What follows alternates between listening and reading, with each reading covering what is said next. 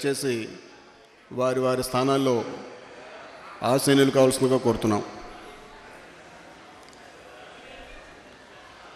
మరికొద్ది క్షణాల్లో ఈ కార్యక్రమం ప్రారంభం కాబోతుంది.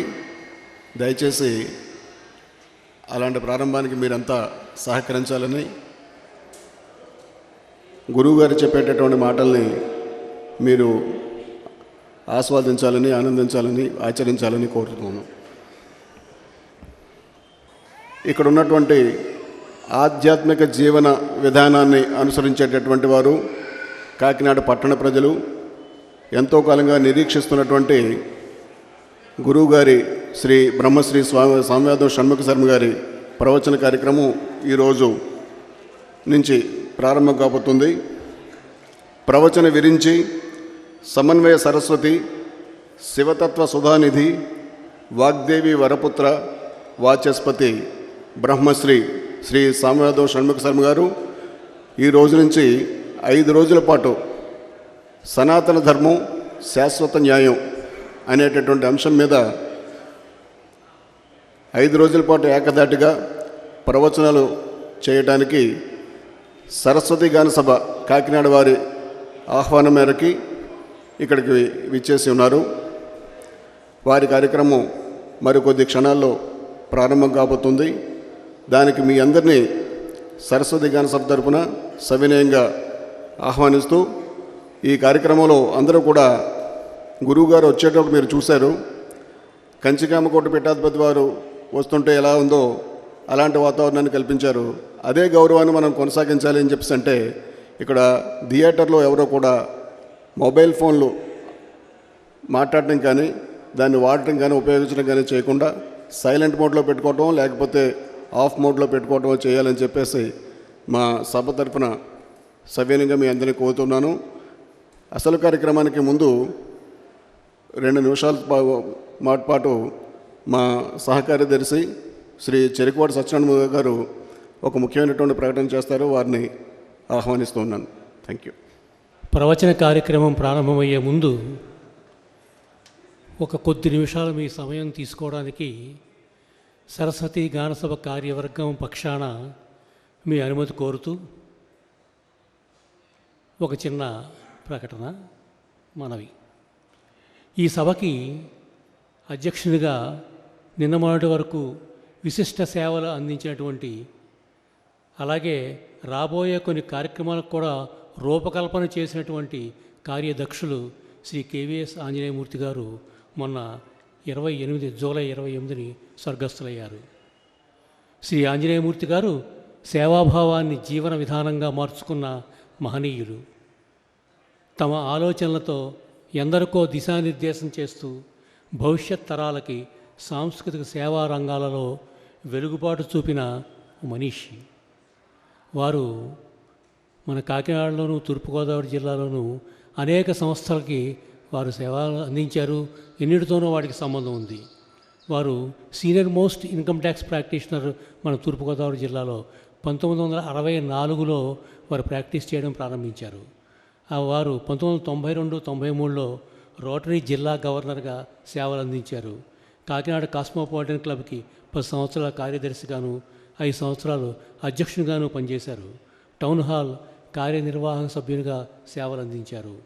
100 సంవత్సరాల పైబడిన చరిత్ర కలిగినటువంటి మన ఈస్ట్ గోదావరి అసోసియేషన్కి వారు అధ్యక్షులుగా ఉన్నారు. కాకినాడలోని వృద్ధాశ్రమం, ఆశ్రమ శ్రావణ, దానికి ఆయన 10 సంవత్సరాలుగా అధ్యక్షునిగా ఉన్నారు. మేసానిక్ క్లబ్లో చాలా ఉన్నత స్థితిలో ఉన్నారు, స్థానంలో ఉన్నారు. ఇంకా ఈ మొత్తం కొన్ని మాత్రమే, ఇలాంటి ఎన్నింటినో సంస్థలతోనో వారికి అనుబంధం ఉంది. వారు సేవలు చేస్తూ వస్తూ ఉన్నారు. ఖచ్చితమైనటువంటి సమయపాలన, నిర్దిష్టమైన ప్రణాళిక వారి జీవన విధానం. వ్యక్తిగతమైన, వృత్తిపరమైన, అలాగే ప్రవృత్తిపరమైన జీవితం ఎలా గడపాలో అన్నదానికి ఆయన గొప్ప ఉదాహరణ. వారు నడిచిన మార్గం మనకి నిరంతర సందేశాన్ని ఇస్తూనే ఉంటుంది.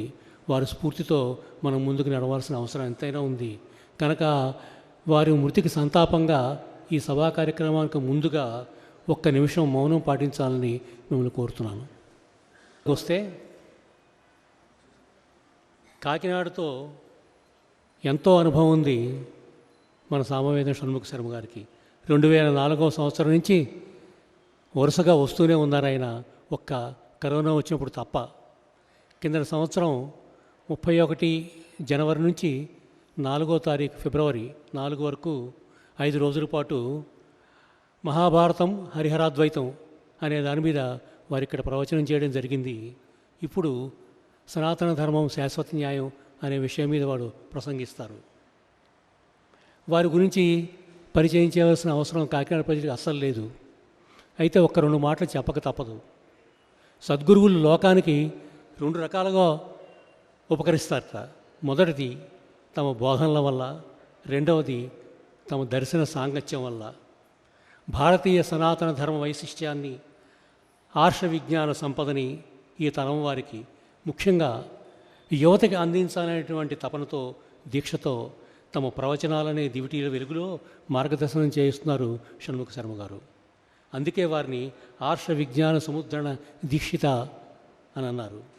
అలాగే ఋషులు ఉపదేశించిన ధర్మాల్ని వేదశాస్త్ర విరుద్ధంగానే తర్కంతో సమన్వయం చేసిన వారే ధర్మం తెలిసిన వారు, ఇతరులు కారు అని శాస్త్రం ఖచ్చితంగా చెబుతుంది. ఆ ధర్మం తెలిసిన వారు సామవేదం వారు. అందుకే ఆయన సమన్వయ సరస్వతి అయ్యారు. గతి తప్పుతోన్న జగతికి సుగతిని చూపిస్తోన్న వీరి ప్రవచనాలు కేవలం ప్రసంగాలు కావు, సాధకులకు, శ్రోతలకు కర్తవ్యబోధ చేస్తూ భగవంతునిపై భక్తిని, ఆధ్యాత్మిక జీవనంపై అనురక్తిని పెంపొందించే ఒక రసమయ గుళికలు. అటువంటి శ్రీ సామవేద షణ్ముఖ శర్మ గారిని ఇవాళ నుంచి 5 రోజుల పాటు ఇక్కడ ప్రసంగం చేయడం మనం ఆహ్వానించాం. మన కోరికను మన్నించి వారు ఇక్కడికి విచ్చేశారు. వారిని సగౌరవంగా, సాంజలిబంధంగా వేదిక మీద ఆహ్వానిస్తున్నాం. సరస్వతి గాన సభ కార్యవర్గాన్ని వేదిక మీదకి రావాల్సిందిగా కోరుతున్నాం.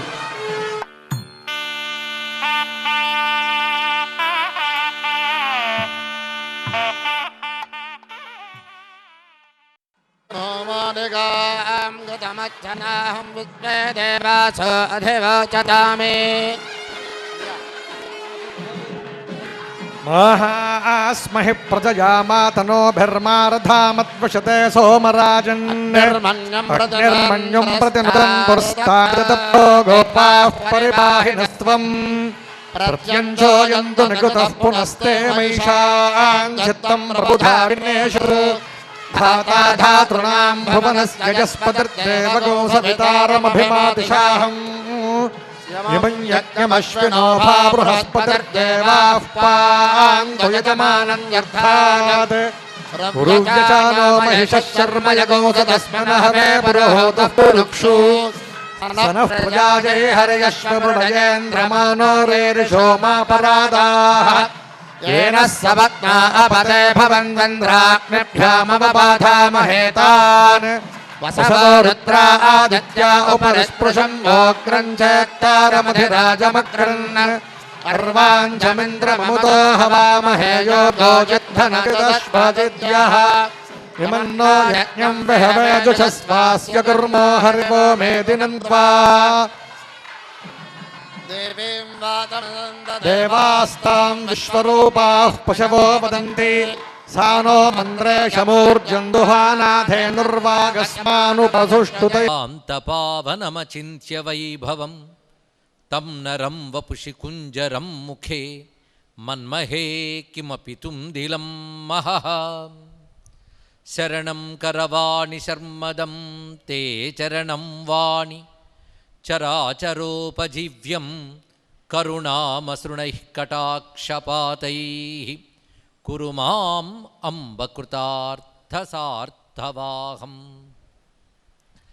शारदा शारदाम्भोजवदना वदनाम्बुजे सर्वदा सर्वदास्माकं सन्निधिः सन्निधिं क्रियात् विमलपटी कमलकुटी पुस्तकरुद्राक्षशस्तहस्तपुटी कामाक्षि पक्ष्मलाक्षी कलितविपञ्ची विभासि वैरिञ्ची वागर्थाविव सम्पृक्तौ वागर्थप्रतिपत्तये जगतः पितरौ वन्दे पार्वती परमेश्वरौ गुरवे सर्वलोकानां భిషజే భవరోగిణాం నిధయే సర్వవిద్యానాం దక్షిణామూర్తయే నమః.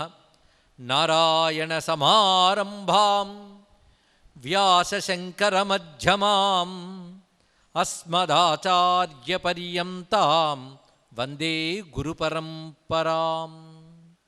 నారాయణం నమస్కృత్య నరం చైవ నరోత్తమం దేవీం సరస్వతీం వ్యాసం తతో జయముదీరయేత్.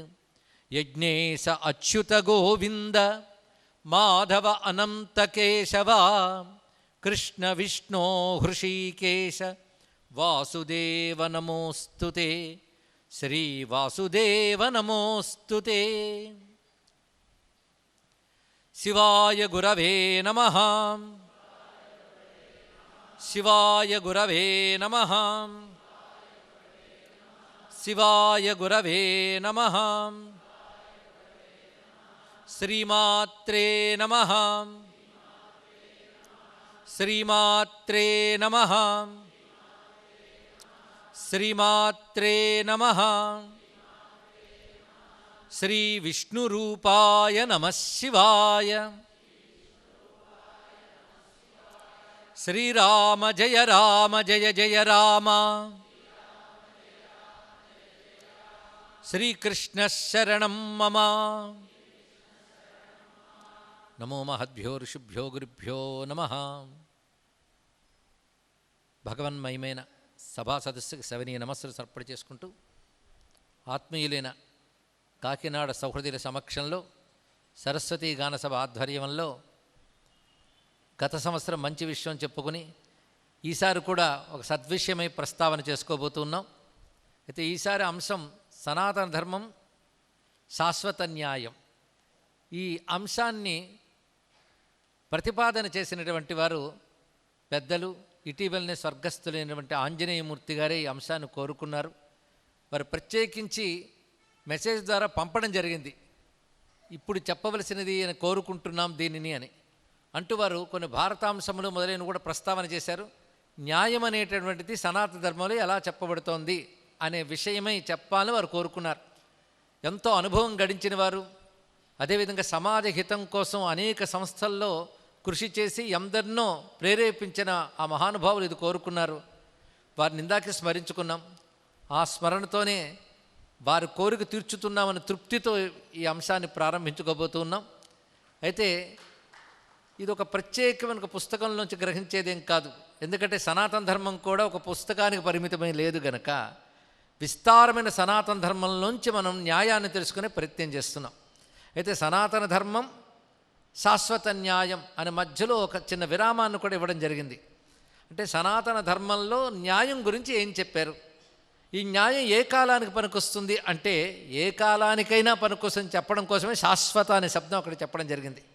ఆ మాటకొస్తే సనాతన అనే మాటకే శాశ్వతమని అర్థం కనుక శాశ్వత ధర్మం శాశ్వత న్యాయం రెండూను. ఇంకా ఆలోచిస్తే ఈ వాక్యాన్ని మరొక చిన్న మార్పు చేయొచ్చు. సనాతన ధర్మం విరామం శాశ్వత న్యాయం కాకుండా సనాతన ధర్మమే శాశ్వత న్యాయం అని కూడా మాట చెప్పుకోవచ్చు. సనాతన ధర్మం అనగానే ఇప్పుడు మనకు తెలుస్తున్నది ఏదైతే హిందూ ధర్మం అని వ్యవహరిస్తున్నామో దాన్ని మనం సనాతన ధర్మం అంటాం. కానీ సనాతన ధర్మము, హిందూ ధర్మము, ఆర్య ధర్మము, ఆర్ష ధర్మము, భారతీయత ఇవన్నీ పర్యాయ పదాలండి. ఇందులో ఒకటి తెలిస్తే ఇంకోటి తెలిసినట్టే. భారతదేశం అనాదిగా ఆవిష్కరించుకున్నటువంటి కొన్ని సత్యాలు, కొన్ని సంస్కారాలు, కొన్ని నిత్యమైనటువంటి విషయాలు, విజ్ఞానాలు ఇవన్నిటి కలుపుకుని పేరు సనాతన ధర్మం. అది భారతదేశం యొక్క పరిధానం కనుక దానికి భారతీయత అనవలసిందే. అంటే భారతీయులు అనాదిగా ఈ దేశంలో అనుసరిస్తున్నటువంటి ఏ జీవన విధానం ఉన్నదో, ఏ ఆదర్శం ఉందో దాన్ని మనం సనాతన ధర్మం అంటున్నాం. అయితే ఈ సనాతన ధర్మానికి మూలం ఎక్కడి నుంచి వచ్చింది అని పరిశీలిస్తే ధర్మం అనే శబ్దం ఎక్కడ పుట్టిందో అదే దీనికి మూలం. ధర్మం అనే శబ్దం ఎక్కడ పుట్టిందంటే వేదమునందు పుట్టింది కనుక వేద అఖిల ధర్మ మూలం అంటున్నాం. సర్వ ధర్మములకు మూలం వేదం కనుక ధర్మ శబ్దం పుట్టిందే అక్కడ. కనుక ధర్మం అనే మాట అంటేనే వేద ధర్మం అని అర్థం, మరొకటి కాదు. అలాగే వేద ధర్మానికి మరొక పేరు సనాతన ధర్మం అని పేరు. ముందే చెప్పుకున్నాం, శాశ్వతం అని అర్థం. సృష్టి ఎంత ప్రాచీనమో సనాతన ధర్మం అంత ప్రాచీనము. నేను సృష్టి ఎంత సనాతనమో అనలేదు, సృష్టి ఎంత ప్రాచీనమో అన్నాం. ఎంత పాతదో అప్పటి నుంచి ధర్మం ఉంది. అంటే సృష్టికి ముందు ఒక ఆయన ఉన్నాడు, ఆయన్నే మనం పరమాత్మ పరమేశ్వరుడు అంటుంటాం. ఆయన ప్రాచీనుడని కాదు, ఆయన్ని సనాతనుడు అన్నారు. సనాతనతమ కపిరప్యయ అని చదువుకుంటున్నాం కనుక సనాతన తమః ఆయన. అలాంటి సనాతన తముడైనటువంటి భగవానుడు సృష్టి చేసి దాని దాన్ని వదిలేస్తాడా? ఈ సృష్టిని ఒక పద్ధతిగా నడపాలనుకుంటాడు, అనుకుని సృష్టి చేశాడు ఆయన. అది సృష్టి ఒక పద్ధతిగా నడపడానికై తన నుంచి ఒక జ్ఞానాన్ని, ఒక నియమాన్ని వ్యక్తపరిచాడు తానే. ఆ జ్ఞానమునకు నియమమునకు పేరు వేదము. అందుకే పరమాత్మ సృష్టి నడవడానికే ఏర్పాటు చేసినటువంటి ఏ పద్ధతి ఉన్నదో, ఏ ప్రవర్తనావళి ఉన్నదో, నియమావళి ఉన్నదో దానంతటికి కలిపి పేరు వేదం. అది పరమాత్మ నుంచి వచ్చినదే. అందుకే యస్య నిశ్వసితం వేదాహ అని ఉపనిషత్తులు కూడా పరమాత్మకి ఊపిరులు వేదములు అన్నారు. ఇక్కడ ఒక వ్యక్తికి ఊపిరి ఎలాంటిదో భగవంతునికి వేదం అలాంటిది అని. ఊపిరి లేకుండా వ్యక్తి ఉండగలడా? వేదము లేకుండా పరమాత్మ ఉండగలడా?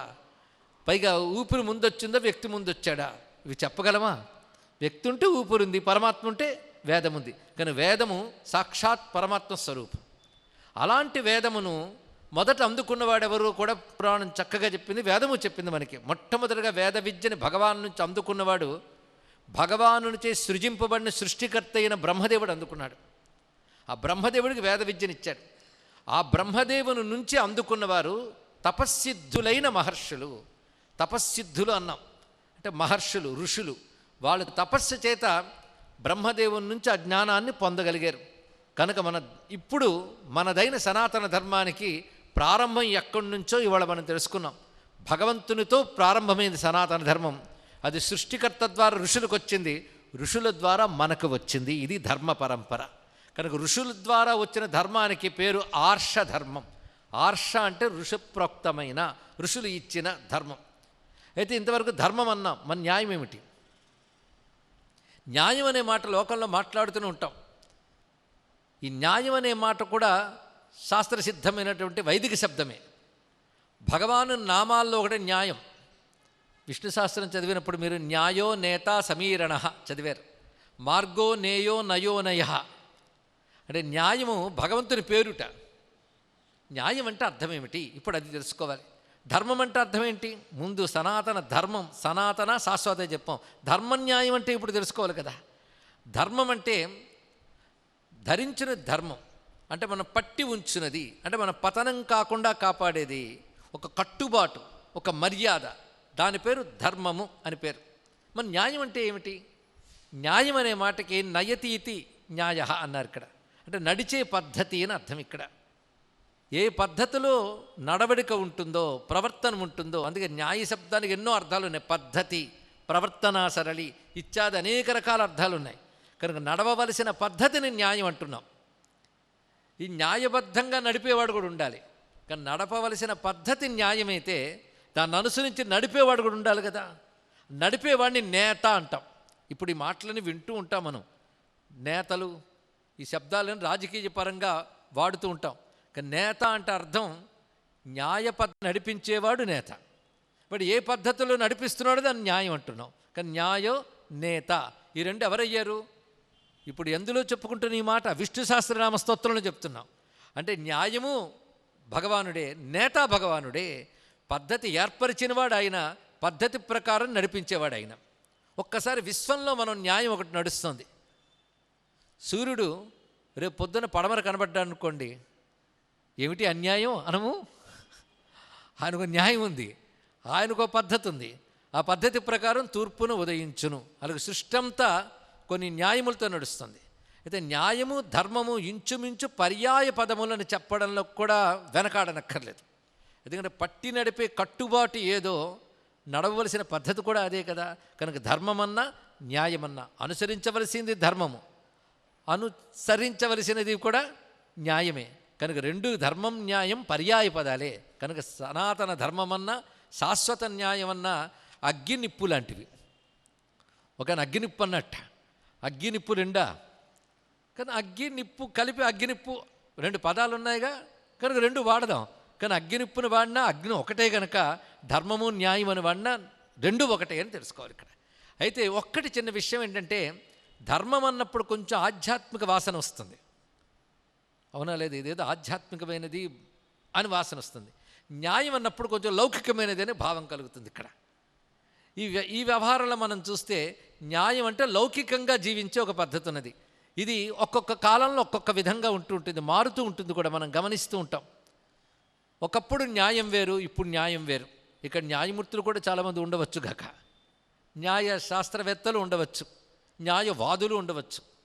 కనుక న్యాయం అనేటువంటిది ఒక్కొక్కప్పుడు ఒక్కొక్క స్మృతిని అనుసరించి లోకంలో ఒక వ్యవహారం ఉంటుంది. దాన్ని మనం చట్టము అని కూడా అంటూ ఉంటాం. శిక్షాస్మృతి అనే మాట కూడా వాడుతూ ఉంటాం. శిక్షాస్మృతి ఉన్నది, రాజ్యాంగము అని కూడా ఉన్నది ఇక్కడ. ఇవన్నీ కూడా లోకం నడవలసిన పద్ధతుల్లో మనం ఈ పదజాలాన్నే తీసుకున్నాం, న్యాయం అనేటువంటి మాటని. ఈ న్యాయం ఒక్కొక్క ప్రాంతంలో ఒక్కొక్క రకంగా ఉంటుంది, ఒక్కొక్క కాలంలో ఒక్కొక్క రకంగా ఉంటుంది. ఇదివరకు న్యాయాల్లో కొన్ని శిక్షలు ఉండేవి, అవి ఇప్పుడు లేవు, అప్పుడు లేనివి ఇప్పుడు ఉన్నాయి. ఇలాంటి మార్పులు వస్తుంటాయి. ఇవన్నీ లోక వ్యవహారం.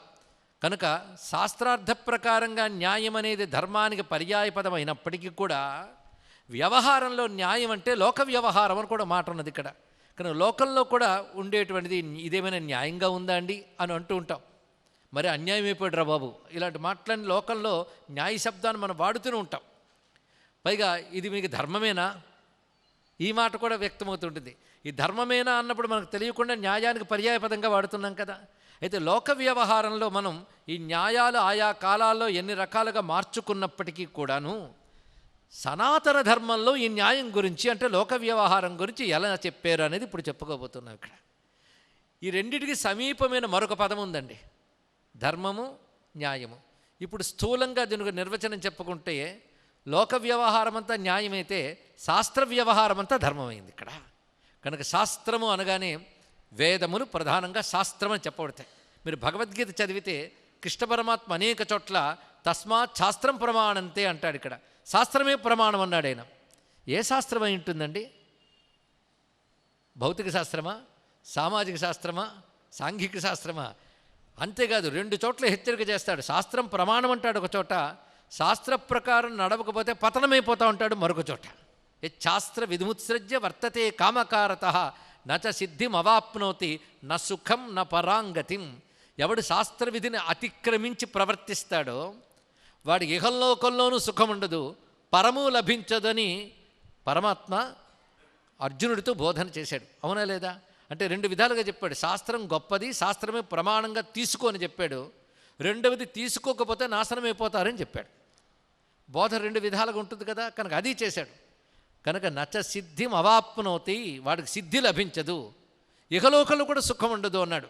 శాస్త్ర విరుద్ధంగా ప్రవర్తిస్తే అప్పుడేదో సుఖం వస్తుంది అనుకుని కదా శాస్త్ర విరుద్ధంగా ప్రవర్తించాం. సుఖభ్రాంతితో సుఖం వస్తుందన్న ఆశతో శాస్త్రాన్ని అతిక్రమించడానికి సిద్ధపడిపోయాం. వచ్చిందేమో సుఖం, కానీ శాస్త్ర ప్రకారంగా అయితే నిలవదు. అంతేకాదు ఇహంలోనూ దెబ్బతింటాడు, పరంలోనూ దెబ్బతింటాడని గట్టిగా చెప్పాడు. ఏ కాలంలో ఇది వర్తిస్తుంది చెప్పండి?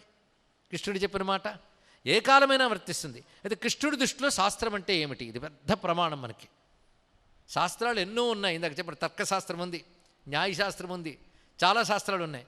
కానీ కృష్ణుడి దృష్టిలో శాస్త్రం అంటే వేదం. పరమాత్మ దృష్టిలో శాస్త్రం అంటే వేదం. శాసించేది శాస్త్రం, శాసించేది శాస్త్రం. ఇప్పుడు మరొక శబ్దం వచ్చింది, ధర్మం న్యాయం శాస్త్రం. శాసించుట అంటే ఇది ఇలా ఉండాలి, వెంటనే రెండో వైపు చెప్పాలి, ఇది ఇలా ఉండకూడదు, ఇది ఇలా ఉండాలి అని చెప్పాలి, ఇలా ఉండకూడదు అని చెప్పాలి. ఇలా ఉండాలని చెప్తే విధి, ఇలా ఉండకూడదని చెప్తే నిషేధం. కనుక విధి నిషేధాత్మకముగా చెప్పేదాన్ని శాస్త్రము అంటాం ఇక్కడ.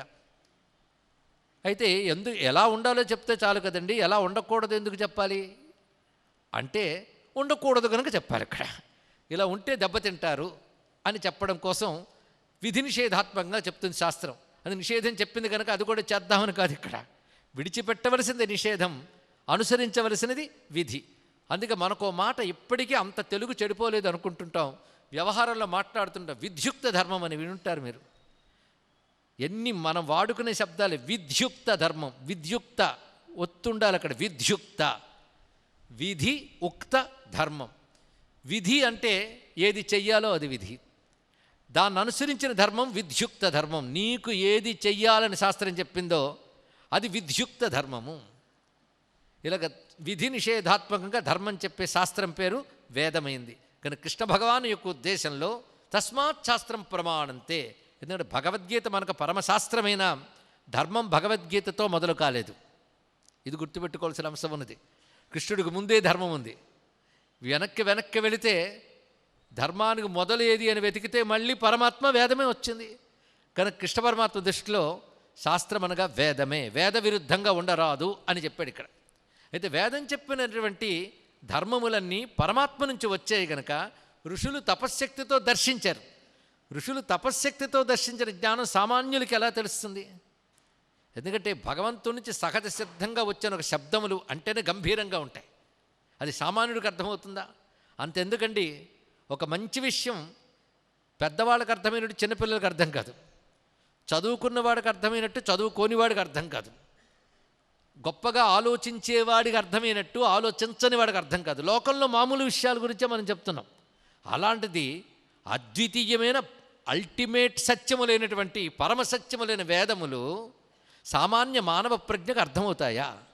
అర్థం కావు. దానికి కావలసింది ఋషి ప్రజ్ఞ. తపస్సు చేత పవిత్రమైన శక్తి పొందిన ఋషులకు అర్థమవుతుంది. ఇక్కడ అర్థమవడం కాదు, వాళ్ళు వినగలిగే శక్తి వాళ్ళకున్నది. అలాంటి విషయాల్ని మళ్ళీ అర్థం చెప్పాలి, ఋషులే చెప్పాలి. అందుకు వాళ్ళు ఏం చేశారంటే, ఈ ధర్మం భగవంతుడి కోసం పుట్టలే, భగవంతుడి నుంచి పుట్టింది, అంతే కదా. అమ్మ అన్నం తన కోసం వండుకోదు, పిల్లలకు వండుతుంది. అయితే ఎంత అమ్మైనా పిల్లలకు వండి కొంత తనువు తింటుందేమో, కానీ భగవంతుడు అలా కాదు, మొత్తం విశ్వం కోసమే తన నుంచి వ్యక్తపరిచినటువంటి జ్ఞానాన్ని ఇక సామాన్యులకు కూడా మానవాళికి తీసుకువెళ్ళడం కోసం కృషి చేసిన మహానుభావాల్ని మనం ఋషులు అంటున్నాం. ఇక్కడ ఈ ఋషులు ఏం చేశారంటే, ఆ వేదమంత్రములు యథాతథంగా విని దాన్ని వాళ్ళు శిష్యులకు బోధించారు. అక్కడితో ఆగలేదు. వాళ్ళు చేసిన గొప్ప పని ఏమిటి అంటే, ఆయా దేశకాలాలకి మానవాళి ఎలా దీన్ని అన్వయించుకోవాలి, ఎలా జీవితంలోకి తెచ్చుకోవాలి అని చెప్పడం కోసం ఋషులు చేసిన మరో మహాకార్యం ఏమిటి అంటే, పురాణములను ఇతిహాసాలను అందించడం వాళ్ళు చేసిన మహాకార్యం. ఇక్కడ ఆ పురాణాలు ఇతిహాసాలు లేకపోయి ఉంటే ఈరోజు మనం సనాతన ధర్మం గురించి మాట్లాడడానికి ఏం మిగిలేదండి. ఎవరైనా ధర్మం గురించి మాట్లాడితే వెంటనే గుర్తొచ్చేది ఒక రామాయణం, ఒక భారతం లేదా పురాణాలు. అదే కదా అందరికీ సామాన్యుల విషయం చెప్తున్నాం, గుర్తుకొస్తున్నది. అంటే ఇవి ఏర్పరిచిన వారు ఎవరు? ఋషులు ఏర్పరిచారు. వాళ్ళు ఏ ప్రణాళిక మీద ఏర్పరిచారు అంటే, ఆ వేదము చెప్పిన ధర్మము ప్రతి మానవుడు అందుకోవాలి, తరించాలి. ఎందుకంటే మానవులు తరించడం కోసమే కదా భగవంతుడు ఆ ధర్మార్థం నుంచి వ్యక్తపరిచాడు. కనుక వారికి అందించాలి అని వారు చేసిన గొప్ప పని ఏమిటంటే, ఆ వేదములో చెప్పిన ధర్మమునకు ఇలా చేస్తే బాగుపడతావు, ఇలా చేస్తే దెబ్బతింటావు అని చెప్పడానికి ఉదాహరణలుగా ఈ అనంతకాలంలో జరిగిన కొన్ని చరిత్రల్ని తీసుకున్నారు వారు. అనంతకాలంలో జరిగిన అనే మాట గుర్తుపెట్టుకోవాలి. అనంతకాలంలో జరిగిన కొన్ని చరిత్రలు తీసుకుని వాటిని ఇదిగో వీళ్ళు ఇలా చేశారు, బాగుపడ్డారు, కూడని పని చేయడం వల్ల వీళ్ళు దెబ్బతిన్నారు చూశారా అంటూ మనకి నిరూపిస్తూ కొన్ని విషయాలు అందించారు. అలా అందించిన కథలే ఒక రామాయణం, ఒక మహాభారతం, పురాణ వాగ్మయం అంతా కూడా ఆ విధంగా విధి నిషేధం రూపమైనటువంటిది. అంటే రాముడిలా ఉండు, రావణుడిలా ఉండకు, ధర్మరాజులా ఉండు, దుర్యోధనుల్లో ఉండకు అని చెప్తూ వేదము చెప్పిన ధర్మాన్ని ఇలాంటి వాళ్ళ ద్వారా ఇలా ఉండు, ఇలా ఉండకు, ఉన్నవాడు చూడు ఎంత బాగుపడ్డాడో, అలా లేనివాడు చూడు ఎలా దెబ్బతిన్నాడో అని మనకి సోదాహరణంగా చెప్తూ వచ్చినటువంటివే ఇతిహాస పురాణాది వాంగ్మయములు. కనుక ఇప్పుడు వేదములు, ఇతిహాస పురాణాది వాంగ్మయాలు చెప్పుకున్నాం. ఈ మధ్యలో మరొకటి ఉందండి, ధర్మశాస్త్రములు. చూసారా, అవి లెక్కలేని ఉన్నాయి, ఒకటా రెండా. మనువు మొదటి చెప్తాం, మనుస్మృతి అంటాం మనం. మనుస్మృతి ఒక్కటే పెద్ద హిందువుల ధర్మశాస్త్రం అనుకుని దాన్ని సరిగ్గా అర్థం చేయలేక దాన్ని తగలబెడదామని బయలుదేరిన వాళ్ళు ఉన్నారు. కానీ మనుస్మృతి ఒకటే కాదు, వేల స్మృతులు ఉన్నాయి. నేను వాటి పేర్లు చెప్తే ఇవాళ నాకు ఇచ్చిన సమయం అంతా సరిపోతుంది పేర్లు చెప్పడానికి, అన్ని స్మృతులు ఉన్నాయి. ఇవాళ వింటున్న వాళ్ళకి ఒక్కటి తెలిస్తే చాలు, మనకి ఇంత వాంగ్మయం ఉందా అన్న భావం కలిగిన చాలండి ఈరోజు ప్రవచనం ధన్యమైనట్టే. ఒకవైపు వేదము అన్నాం కానీ అది ఎన్ని శాఖలతో విస్తరించింది వేదము. దాని తర్వాత చెప్పుకున్నటువంటి స్మృతులు లెక్కలేని ఉన్నాయి. కనీసం టకటక చెప్పుకున్నప్పటికీ మనుస్మృతి, పరాశర స్మృతి, పిప్పలాద స్మృతి, గౌతమ స్మృతి, చాలా చాలా చాలా అంగీరస స్మృతి, వశిష్ఠ స్మృతి, ఒకటేమిటి చాలా కనబడుతున్నాయండి స్మృతులు. ఇన్ని ధర్మశాస్త్రాల పని ఏమిటి?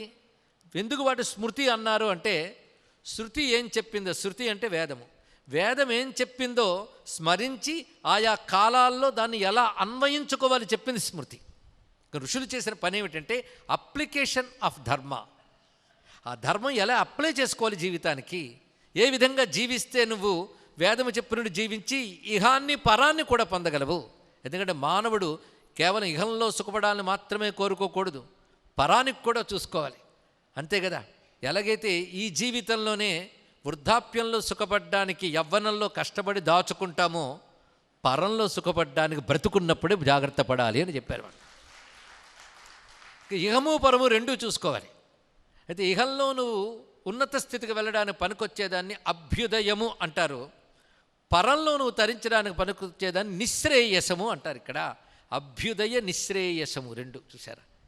మన వేదమాత ఎంత గొప్పది అంటే రెండిటి కోసం చెప్పింది. అంటే జీవుడు ఎప్పుడూ బాగుండాలన్న ఉద్దేశంతో రెండూ బోధించిందండి.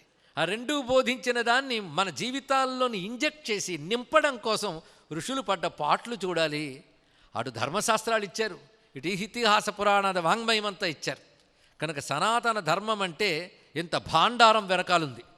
అంతేగాని ఏదో ఒక పుస్తకం చంకనేసుకుని వచ్చి పాపం చేసిన పరలోకము నరకమునకు పోవదువు, పుణ్యము చేసిన పరలోకమునకు పోవదువు అని చాటించుకునే వాళ్ళు ఇంత వాంగ్మయం ఉన్న సనాతన ధర్మం గురించి తరచుకుంటే గుండాగిపోవాలండి. అంత వాంగ్మయం ఉంది మన దగ్గర. అంటే వివిధ కాలాల్లో ఇది సృష్టి నిన్న మొన్న మొదలవ్వలేదు. వాళ్ళ దృష్టిలో 6000 ఏళ్ల క్రితమే మొదలైంది. కానీ సనాతన ధర్మం దృష్టిలో కొన్ని కల్పాల సృష్టి విశేషాలు చెప్పారు. అప్పటి నుంచి ఉన్న మానవులు ఎంతమంది మహానుభావులు, ఎంతమంది సామాన్యులు, ఎన్ని జీవితాలు వెళ్ళిపోయాయి, ఎన్ని చరిత్రలు వెళ్ళుంటాయి. అప్పటి నుంచి ఇప్పటి వరకు నిర్దేశిస్తూ ఇది శాస్త్రం అని చెప్పినటువంటి సనాతన ధర్మానికి నమస్కారం చేసుకుంటూ, అలాంటి దాంట్లో మనం ఇప్పుడు చెప్పుకోబోతున్నది న్యాయం, ధర్మబద్ధమైన న్యాయం. అంటే వేదశాస్త్రబద్ధమైన నడవవలసిన పద్ధతిని తెలుసుకుంటున్నాం. ఇక్కడ ధర్మబద్ధమైన న్యాయం ఇప్పుడు చెప్తున్నాం. ఇప్పుడు మరొకటి వచ్చింది మనకి ఇప్పుడు ఉన్న న్యాయంలో, ధర్మ నిరపేక్షం. ఇలాంటి టెర్మినాలజీ మీరు విని ఉంటారు. దానికేనేమో సెక్యులర్ అంటారు. ధర్మ నిరపేక్ష అంటే ధర్మంతో అపేక్ష లేదు వాళ్ళకి. అరే ధర్మబద్ధంగా జీవిస్తూ అని చెప్తూ ఉంటే ధర్మం అక్కర్లేని పాలన అంటేనే అది ఎంత అన్యాయం అండి. దానిలో న్యాయం ఎక్కడుంటుంది? అందుకే న్యాయం ధర్మంలో అంతర్భాగం, ఇది ప్రధానమైనది. ఆ మాటకు వస్తే ధర్మమే న్యాయం అనొచ్చు, కానీ లోక వ్యవహారం అని న్యాయానికి ఒక అర్థం చెప్పి అది ధర్మంలో అంతర్భాగమైంది. ఇప్పుడు ఉదాహరణకి న్యాయం ధర్మాన్ని కొంచెం లోక వ్యవహార రీతిలో చెప్తాం, శాస్త్ర వ్యవహారంలో అక్కడ పెట్టి. లోకంలో న్యాయం అని మాట్లాడుతున్నాం కదా. ఒకడు బస్సు ఎక్కాడు, అక్కడ వికలాంగులకంటూ ఒక సీటు ఉంది, దానిలో వెళ్ళి కూర్చున్నాడు. వికలాంగుడు వస్తే లేవలసిందేగా. ఇంకొకడు తన సీట్లో తానే కూర్చున్నాడు, వికలాంగుల సీట్లో ఆవిడ వికలాంగులు కూర్చున్నారు. మరొక వికలాంగుడు వచ్చాడండి. వచ్చినప్పుడు ఆ వికలాంగుల సీటు ఖాళీ లేదు, వికలాంగులు కూర్చున్నారు. కానీ ఇప్పుడు తన సీట్లో తాను కూర్చున్నాడు న్యాయబద్ధంగా, అతను లేవలసిన అవసరం లేదు. కానీ ఒక్కసారి లేచి అయ్యో ఇద్దరు కూర్చోలేడు కదా, వీడు కూర్చోవాలని వెంటనే వీడు లేచి వాడిని కూర్చోబెట్టాడు. ఇప్పుడు దీన్ని ఏమంటారు? నేను అలాగూ వికలాంగుల సీట్లో కూర్చోలేదు కనుక నేను న్యాయబద్ధంగానే ఉన్నాను, నాకు శిక్ష లేదు. కానీ నిలబడలేని వాడు అక్కడ నిలబడి ఉంటే నిలబడగలిగి నేను కూర్చోవడం తప్పు కదా అన్నాడే, అది ధర్మం అవుతుంది. ఇప్పుడు చూసారా, న్యాయం ధర్మం అనడానికి కించిత్ భేదం మనం చూసుకుంటున్నాం అక్కడ. ఇది నేను లోక వ్యవహారం అర్థం అవడానికి చెప్పాను, కానీ శాస్త్ర ప్రకారం ధర్మ న్యాయం ఒక్కటే నిజానికి. ఇక్కడ చట్టం శిక్షించదు వాడిని. ఉదాహరణకి తల్లిదండ్రులు పిల్లలు చూసుకోలేదు, చట్టం ఏమైనా చేస్తుందా చెప్పండి? ఇక్కడ వాడు ఆదాయం వాడు చేసుకుంటున్నాడు, వీళ్ళ కర్మ వీళ్ళది, చట్టం కలగజేసుకోదు. వాడికి శిక్ష వేయరు, నువ్వు తల్లిదండ్రులను చూసుకోలేదు అని శిక్ష వేయరు. కానీ ధర్మం శిక్షిస్తుంది, తెలుసుకోండి. ఇక్కడ అది ధర్మం అంటే తల్లిదండ్రులు పిల్లాడు చూసుకోవాలని ధర్మం. ఆ ధర్మం పాటించకపోతే శిక్ష ఉంటుంది. కానీ లోక వ్యవహారంలో చెప్పే న్యాయం శిక్షించకపోవచ్చు. ఇలా ధర్మానికి న్యాయానికి మనం పరిశీలిస్తూ ఉంటే లోక వ్యవహారంలో చట్టం చెయ్యలేని పని ధర్మం చేస్తుంది చూడండి. అందుకే ధర్మ ప్రచారం జరిగినట్లయితే న్యాయం కూడా కాపాడబడుతుంది. అదే న్యాయమే చెప్తే ధర్మం ఉండకపోవచ్చు, కానీ ధర్మం చెప్తే న్యాయం ఉంటుంది. ఇది తెలుసుకోవాల్సింది. కనుక ధర్మము ధర్మము ధర్మము మన సనాతన ధర్మంలో రాజులు పాలన చేశారు న్యాయబద్ధంగా. ఇందాక చెప్పిన ప్రకారంగా పాలకులు ఏది సృష్టిలో లేదా పాలనలో ఉండాలనుకున్నారో అదే న్యాయం కదా. అటువంటప్పుడు ఆనాటి రాజులు పాలకులు కదా, వాళ్ళు పాలించినప్పుడు ఏ పద్ధతిలో పాలించుంటారు? వాళ్ళకి న్యాయం లేదా? రాజనీతి శాస్త్రం అని మరొకటి ఉన్నది. ఇంతవరకు ధర్మము న్యాయమును మాట్లాడాము, ఇప్పుడు మరో మాట కలిసింది, నీతి. నీతి అనే మాట కూడా మనం లోకంలో వ్యవహరిస్తుంటాం. నీతిగా లేకపోవడానికి ఏమంటామండి? అవినీతి, అంతే కదా. అవినీతి అనే మాట కూడా వింటూ ఉంటాం. ఇప్పుడు అవినీతి కుంభకోణంలో అవినీతి పరులు ఇవన్నీ మాట్లాడుతుంటాం. నీతి నుంచి మరొక శబ్దం ఉంది, మనం వాడుతున్నవి లోకంలోవే చెప్తున్న నైతికత, నైతిక బాధ్యత, నైతిక అంటే మళ్ళీ నీతి అనే శబ్దం వచ్చింది. అరే ఇప్పటివరకు ధర్మం న్యాయం కొంతమేరకు అర్థమైంది, సర్దుకుంటున్నాం అంటూ ఉంటే మళ్ళీ కొత్త పదం తెచ్చారే నీతి అనేది. నీతి చెప్పకపోతే న్యాయం బాగుంటుందా? కానీ నీతి మళ్ళీ న్యాయం మళ్ళీ ఒకటే చెప్పుకోవాల్సి ఇక్కడ. కనుక న్యాయము నీతి, మనకు నీతి శాస్త్రాలు చాలా ఉన్నాయి. చిన్నప్పుడు చదువుకుని నీతి శతకాలు లేవండి. సుమతి శతకం, వేమన శతకం, వాటికి ఏం పేర్లు? నీతి శతకమనే కదా. ఆ మాటకు వస్తే రాజ్యం నడవలసిన పద్ధతి న్యాయాన్ని సూత్రీకరించి రచించి, సూత్రాలు ఫార్ములాస్ లాగా రచించినది. మన సంస్కృతిలో సూత్ర సాహిత్యం గొప్ప విశేషం తెలిసి ఉంటుంది. నీతికి సూత్రాలు రచించిన మహానుభావులు ఉన్నారు. ఒక్కరి పేరు చెప్పుకుంటే చాణక్యుడు. చాణక్యుడు నీతి సూత్రాలు చాలామందికి తెలిసి ఉంటాయి. ఒక్కసారి చదవండి. ఏదో సంస్కృతంలో ఉన్న ప్రతిదీ కూడాను ఆలయాల్లో చదువుకోవాల్సింది అనుకుంటాం, కానీ అవి మంత్రాలు తంత్రాలు కాదు. నీతి సూత్రాలు అంటే రాజ్యం నడవలసిన పద్ధతి, రాజ్యంలో వాళ్ళు నడవలసిన పద్ధతి. అంటే పౌరులు ఎలా ఉండాలి, రాజు ఎలా ఉండాలి, మంత్రులు ఎలా ఉండాలి, వాణిజ్యవేత్తలు ఎలా ఉండాలి, వివిధ వృత్తుల వాళ్ళు ఎలా ఉండాలి, సేనాధ్యక్షులు సైనికులు ఎలా ఉండాలి, అదేవిధంగా కోశాగారం చూసే కొన్ని ఫైనాన్స్ వాళ్ళు ఎలా ఉండాలి, ఇవన్నీ చెప్తుంది రాజనీతి. ఇప్పుడు ఉన్నాయా లేవా చెప్పండి? ఉన్నాయి కదా. ఏ సమాజంలోనైనా, ఏ సమాజంలోనూ ఒక పాలన, ఒక మంత్రులు, ఆ మంత్రుల్లో మళ్ళీ ఆర్థిక శాఖ ఒకరిది, ఇక శిక్షణ మొదలైనవి చూసుకునేటువంటి భద్రతా శాఖ ఇంకొకరిది, పౌరుల అవసరాలు చూసుకునేటువంటి శాఖ మరొకటి ఉంటుంది కదా. వీటి గురించి చెప్పింది చాణక్య నీతి సూత్రాలు. దీని గురించి ఈ చాణక్యుడే పెద్ద శాస్త్రమే రచించాడు, చాలామందికి తెలిసి ఉంటుంది, అర్థశాస్త్రం. అది పొలిటికల్ అడ్మినిస్ట్రేషన్. ఆ పొలిటికల్ అడ్మినిస్ట్రేషన్ అన్నా న్యాయం అన్నా ఒకటేనండి ఇక్కడ. అయితే నీతి సూత్రాలు మీకు చాణక్యుడు కొంతమేరకు ప్రసిద్ధి, కనీసం పేరైనా విన్నాం, పండితులకు తెలిసిన నీతి సూత్రాలు. కానీ అది అందరికీ తెలియవలసినవే. కొంతమంది ఇందులో ఉన్నవాళ్ళు కూడా చాణక్యుడు నీతి సూత్రాలు వినుంటారు. కానీ ఒక్కసారి నీతి వాంగ్మయం గురించి పరిశీలిస్తే ఆశ్చర్యం కలిగిందండి. ఎన్ని నీతి సూత్రాల గ్రంథాలు ఉన్నాయి మనకి. పాండ్యదేశంలో సోమదేవుడు అని ఆయన సోమదేవ నీతి సూత్రాలు ఒకటి రాశాడు. నేను కుతూహలం కొద్దీ చదివితే ఎంత ఆశ్చర్యం కలిగిందంటే, ఈ కాలానికి కూడా ఏ దేశానికైనా పనికొచ్చే అంశములు ఆ సూత్రాల్లో కనబడ్డాయి. అది ఆనందించదగ్గ అంశం. ఇలాంటి నీతి సూత్రాలు ఎన్నున్నాయో. ఇక నీతి శతకాల గురించి మాట్లాడాలంటే తెలుగులో మీకు 2 చెప్పుకున్నాం, కానీ పెద్దవాళ్ళు మరికొన్ని చెప్పగలరు. కుమారి శతకం, భాస్కర శతకం, ఇలాంటి వాటిలో ఎన్ని నీతులు ఉన్నాయో. ఇక భక్తి వాంగ్మయంలో శతకాలు వేరే ఉన్నాయి, నేను వాటి జోలికి వెళ్ళట్లేదు. కానీ ప్రస్తుతం ఏ సబ్జెక్ట్ మీద ఉన్నామో అదే చెప్తున్నాం. భాస్కర శతకం కూడా నీతి చెప్తుంది, కుమారి శతకం అదే చెప్తుంది. సుమతి శతకారుడు మనకు తెలిసినటువంటిది, ఎన్ని నీతులు చెప్పాడు అనుభవుడు. ఇక చాణక్య నీతి సూత్రాలు, సోమదేవ నీతి సూత్రాలు ఇవన్నీ ఉన్నాయి.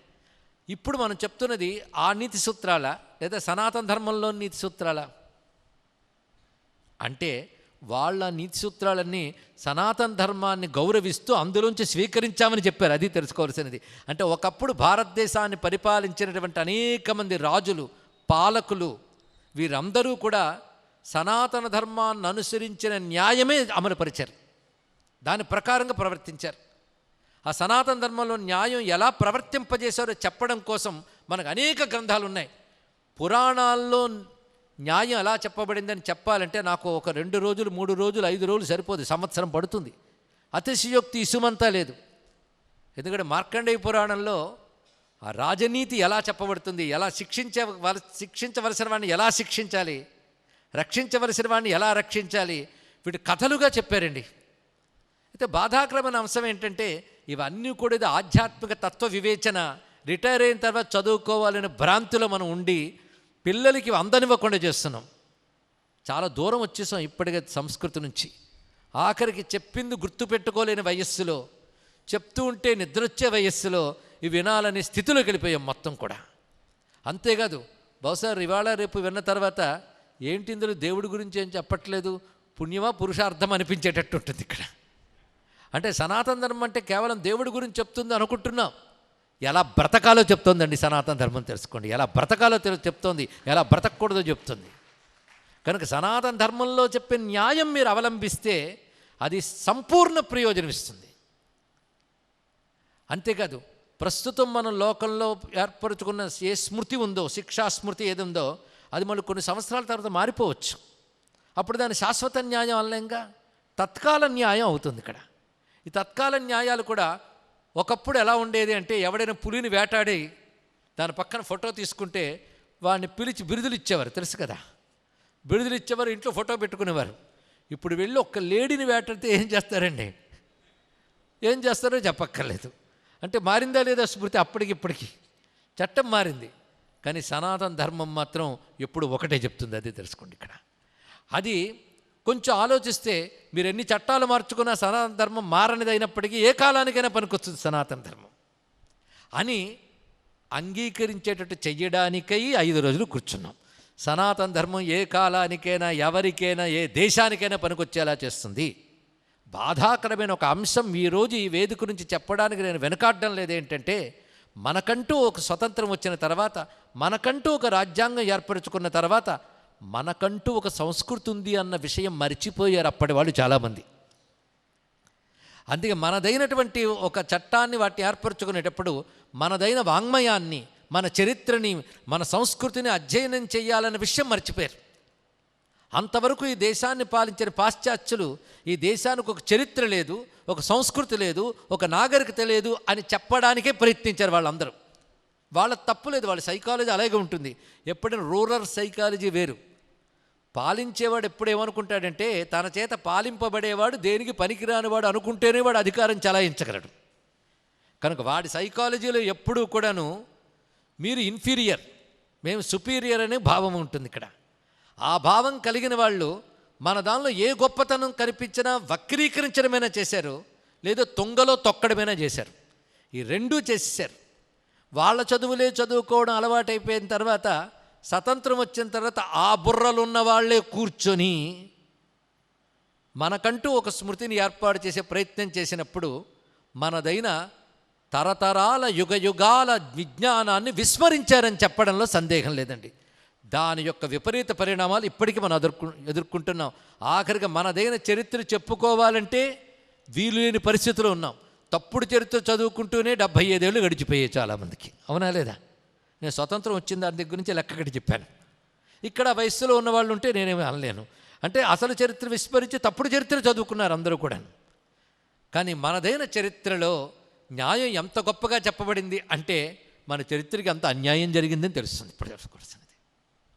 ఇప్పుడు. మన చరిత్ర అంటే సనాతన ధర్మ చరిత్రే, మన చరిత్రే సనాతన ధర్మం.